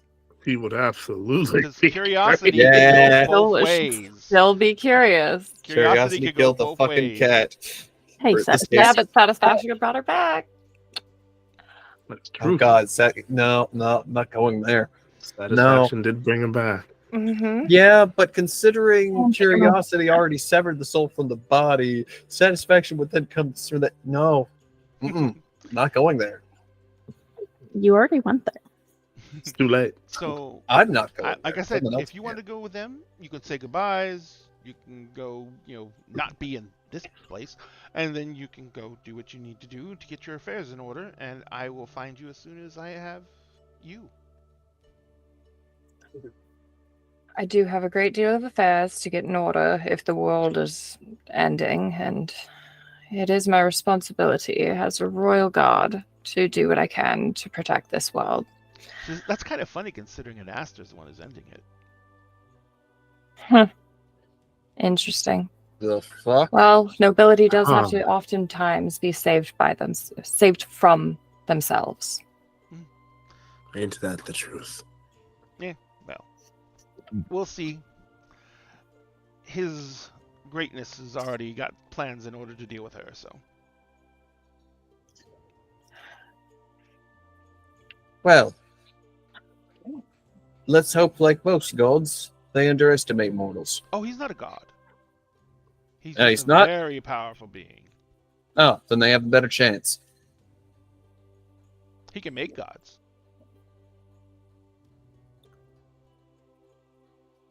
I don't want to know. I don't want to know. I don't want to know. Well, either way, are you going to go with them then for now? It'll probably It is take up me to you all. in scale because of the weird thing with time shifts. I will do my best to be back within a month. Well, that should give me more than enough time to get everything squared away then. This is, oh, We can- and she floats over, and where those crates were, the crates disappear, and there's a fucking pile of treasure. And they go walking over this, they start throwing treasure randomly over their shoulder. She's like, "What's this? Oh, Vorpal. Yeah, I don't like that." Oh, And she's like, starts throwing she's like, "Oh no!" And she teleports it back. No. My treasure's cursed anyway. So, and she's like, Oh, holds it. She holds it for a minute, and you see it glow for a second, and she's like, "Here." And she holds a box out to you for expenses. Take the box and flip the top open. It's like probably about 300 or 400 platinum pieces in it. Perfect. We were promised some extra gold when we were done with this, so She's like, "Oh yeah, you do have to get paid, don't you? That would be very There is- unsportsmanlike of me if I didn't pay you." She says, "Okay, hang on a second." And she goes back over the treasure pile, and she starts pulling out smaller bags and just, no. What's opens it up? Ooh, sorry. She was like, I did forgot that was there. And she was, she's, Don't want to know. she I don't opens it up, want she's to like, know. here we go. Ties the bag tight. She holds it for a minute. It glows for a second, and then she tosses it to Este. You can get those appraised. I don't know what they are. Gems, just gems. Ah. You see some I'm not- diamonds on top that are like worth several hundred gold. I know some people who can get these appraised properly. So there. Now you've gotten extra money. You've gotten rewards. If the mage rewards you for bringing back his rod, which I had stolen, you will be able to get that reward too. If not, just tell him that you killed me and took it. well, we do still have the contract. I'm having the Oh feeling no, that they contract were is totally poison oil. bogus. I had that feeling it might have been. Yeah, the mage didn't even know it was gone until afterwards. And we will potentially lie and say that we killed you first. Yes, get some renown out of it. We don't even have What? to lie. Hmm? We broke into a mage's tower. Mm-hmm. We And found got the back object. Yeah, you don't even have to say you killed me. You can say Is you that just- pulled a fast one completely over me, stole it up from underneath my nose. No, we just say we recovered it. Yes, we started. None of that's a lie. The moment we lie, it becomes easier to. It's easier to do a lie of omission than a direct lie. He's good at I that. am I'm going to say, lying. if it's all the same to you, I'm going to say that I killed you. Reputation in my line of work is kind of everything. Yes, I understand. All right, so enjoy what little time you have left before the world ends. And because either way, I'm getting out of here, and I'm hopefully taking Kelly or Kelly taking Accordia with me. But I hope all of you have an exciting life until then. Thank you. It's very kind of you. You're very welcome. It's been a long time since I've actually been nice to someone. It's really refreshing and weird. It's a nice feeling, isn't it? No, it's weird. Oh. I think I'm allergic to it. It's like being nice is a little on the tough side sometimes. Yeah, well. Accordia likes you. So I like. Is this dating? Is this what dating's like? I have to like her friends. Sometimes, yes. not always, God, but it makes it dear. easier sometimes. At least pretending. Well, at least they seem kind of nice. All right. Anyway, I'm losing myself again. I'm going to send you all back to the inn. You'll appear at a random empty table. I've already checked, and it's pretty much empty right now anyway. At which point the barkeep will recognize you, blah, blah, blah. Everything else will happen, as I said, and you can get your rewards from whoever you can and everything like that, but I think I've already given you pretty much a ransom. So a ransom, get it, Kelly, get it. Yeah, but, yes, It is good. It is good. But yes, I will come back for Accordia within a month if any of you are with her.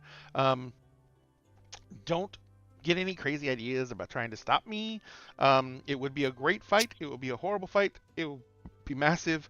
But when I show up to there, I'm really only coming to get Accordia because she said she'd go back. And if she doesn't want to, she can tell me no.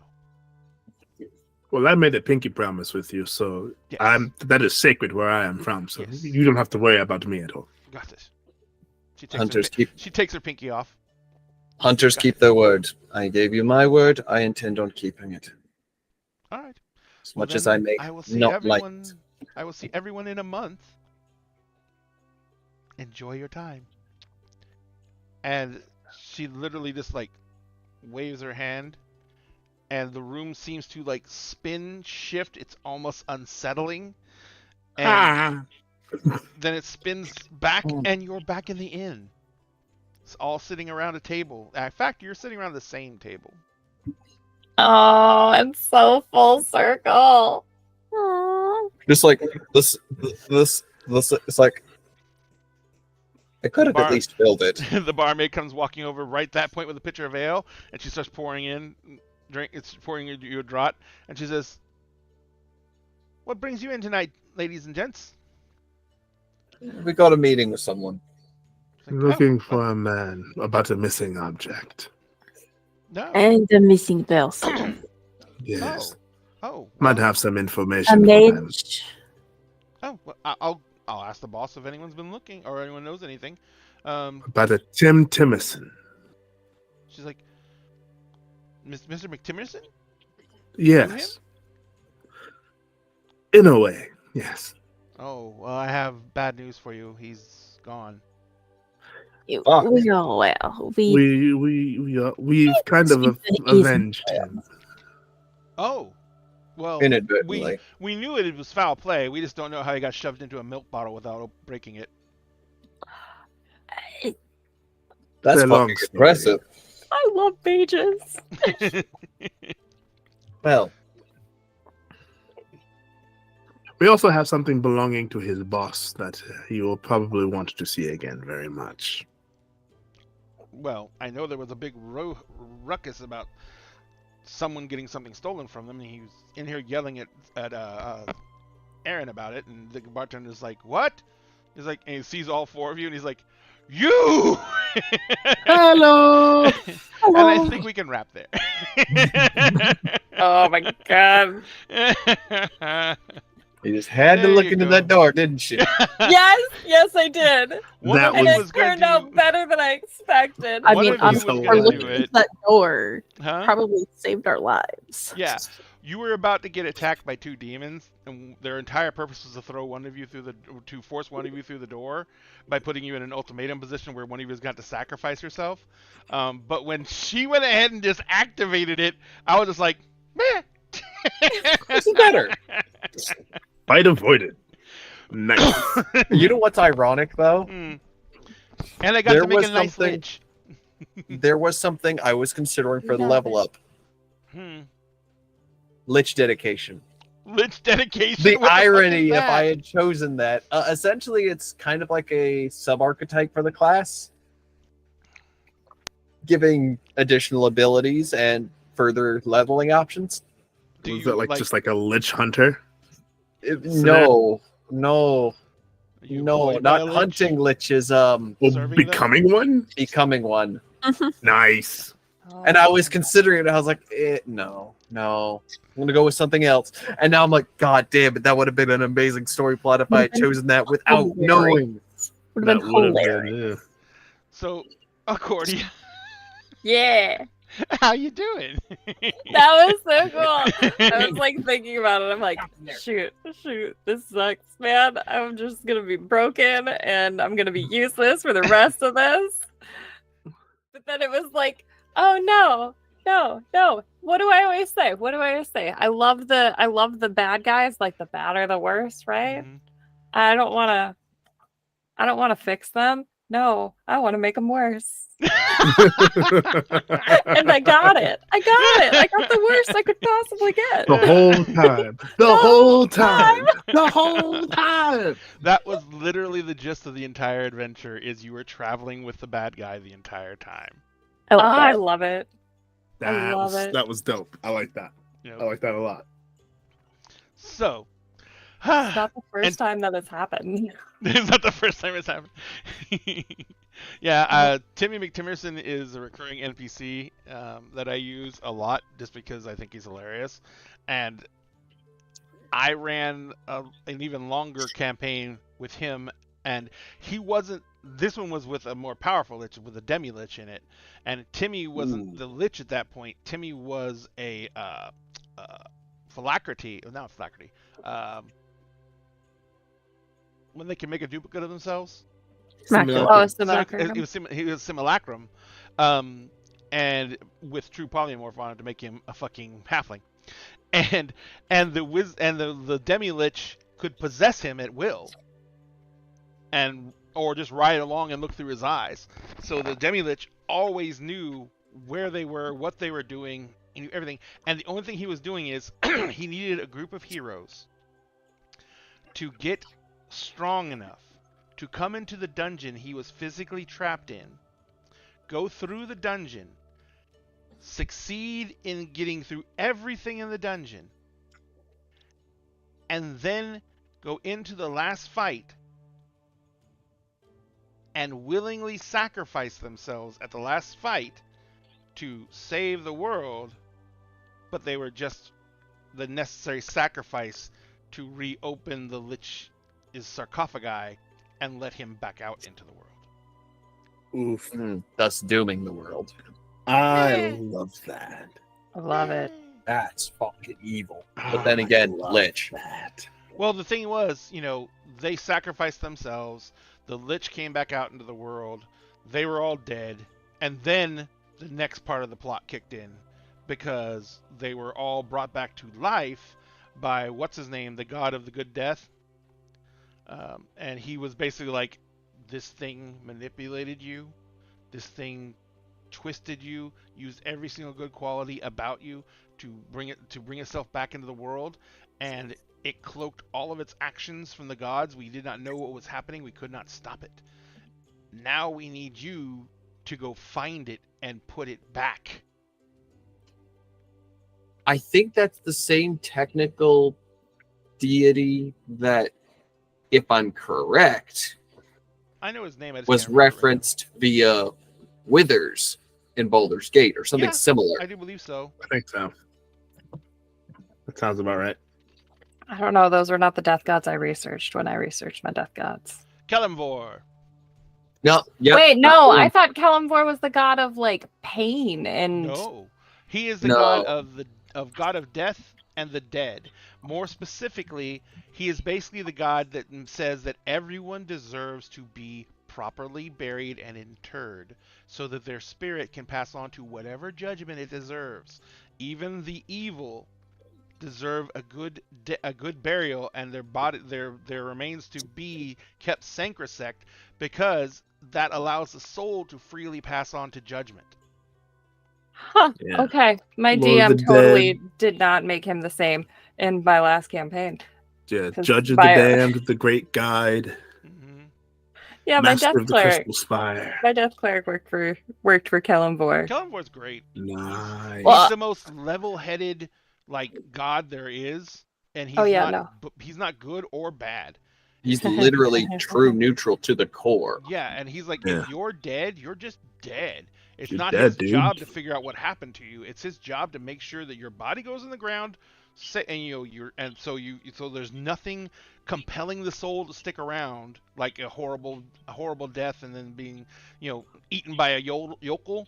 That's like, you're never going to find rest from that. Your soul's going to be wandering around forever. So his whole thing is to make sure you get a good burial so your soul can pass on to whatever judgment it's going to, whether it's being sent to the hells or going up to the Elysian fields. Whatever you deserve, that's what you're going to get. He doesn't care. I This love totally this. changed my perspective for my grave cleric. He has there's a charge to his novitates. Death is but part of life. Fear it not, evade it not, and view it not as evil. To fear death delivers you into the hands of those who can bring death down upon you. So die with dignity, neither raging nor seeking to embrace death. Do honor to the dead, for their strivings in life brought Faerun to where it is now, and to forget them is to forget also where we are now and why. Yeah, he's like, Respect. God, and the funny thing is, he's lumped in with other gods like Baal and what's his name, the god of murder. No, Baal's the god of murder. Are you thinking of Merkel? Merkel, yeah. He's lumped in with those think gods because he's a That's death probably god. why I got him confused. Because he's a death god, and those gods are fucking horrible and evil. They're terrible, yeah. Yeah. But he's lumped in with them because he's a god of death, so people still fear him. So it's this weird setup.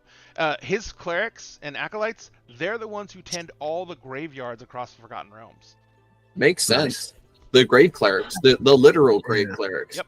Yeah, Good for Val. Good for Val. I like that.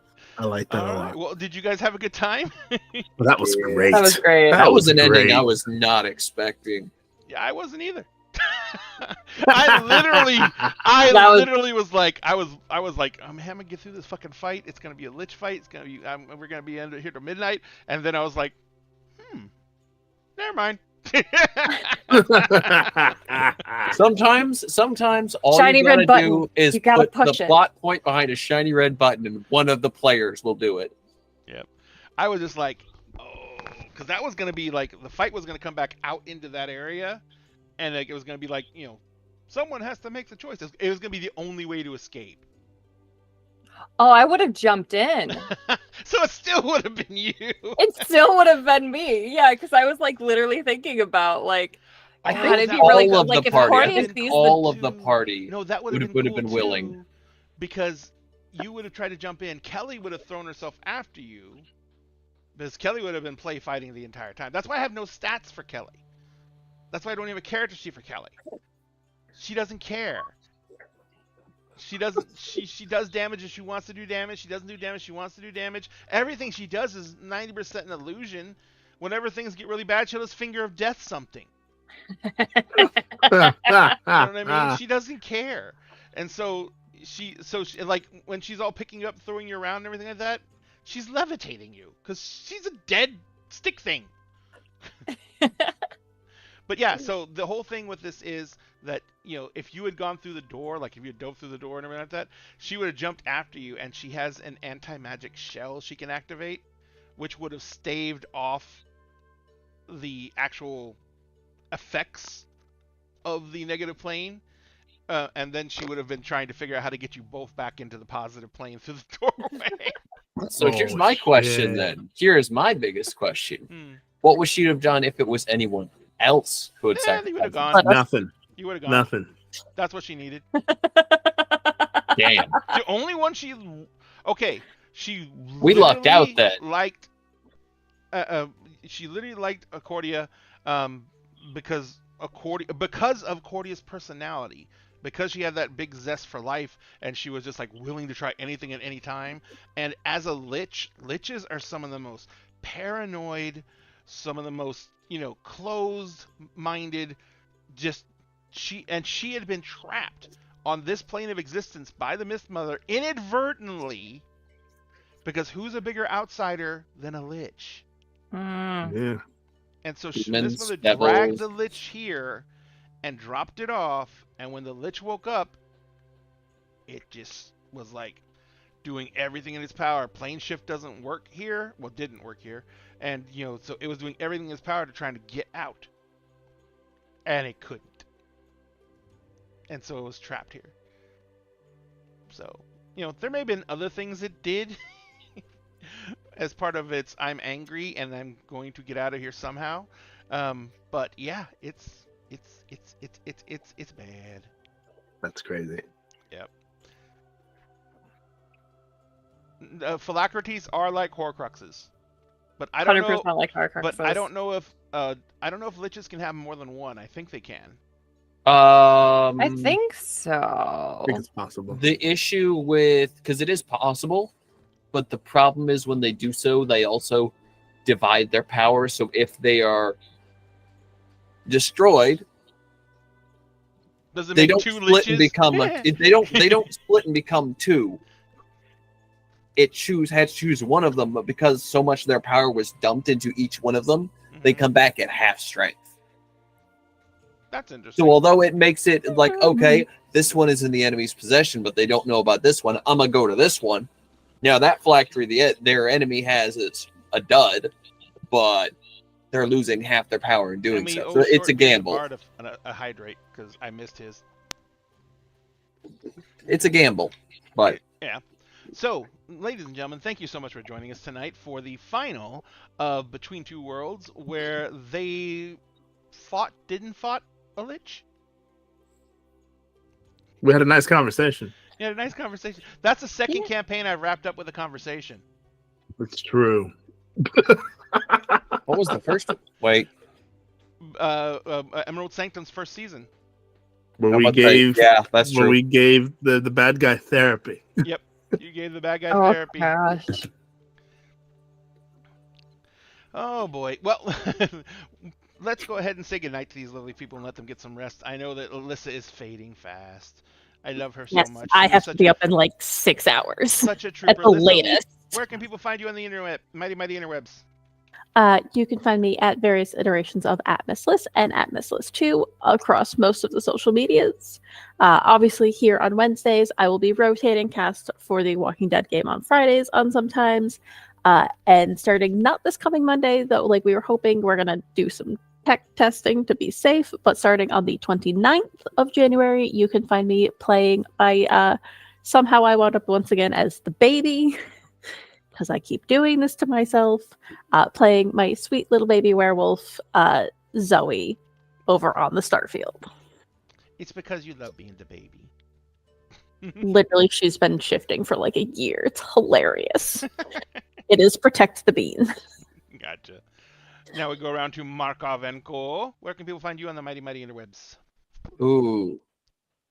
Other than on most socials at Markov and Co., you can find me here on Wednesdays, as well as tomorrow for the Monster of the Week one-shot that's going to be going on.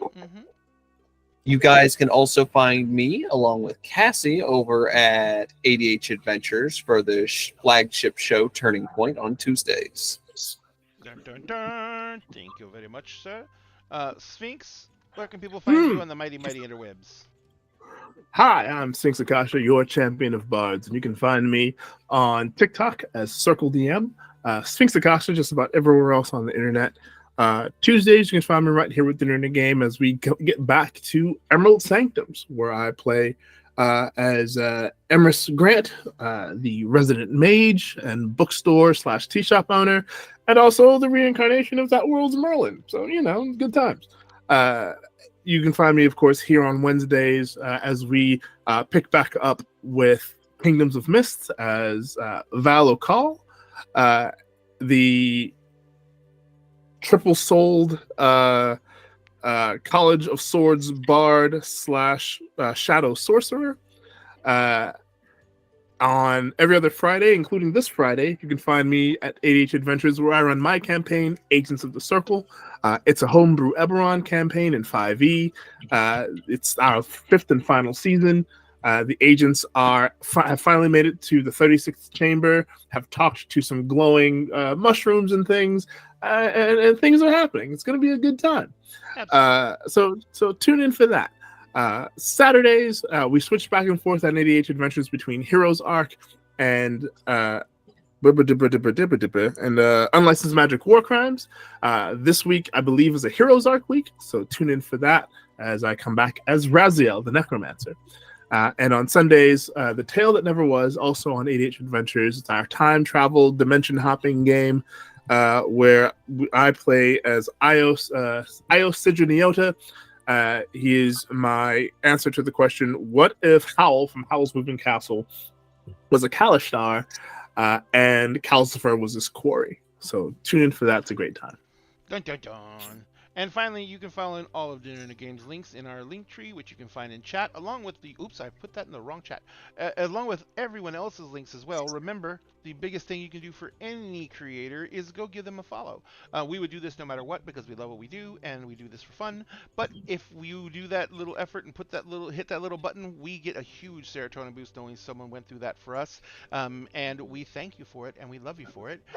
At Dinner and Game, we always save you a seat at the table. We are now going to take this table and we're going to go out and raid another channel, which means we're going to take our audience, jump into their audience. You're going to say hi to them, let them know Dinner Game sent you. Make sure to refresh your browser so that they get a better view count for the analytics. And we will see you guys tomorrow night for Ren's one shot of Monster of the Week. And other than that, I don't think we have anything on Friday this week. No, we don't. And that would be it. And then we have next week we have our Sunday game, which is run by Crafty Mirage, and it's a WoW by the Witchlight based game that she is running for us on Sunday mornings. So we'll see you then. In the meantime, everyone have a good night. We'll see you later, and just observe the ending screen for a moment while we find someone to raid. We love you. Trying to see who's online right now.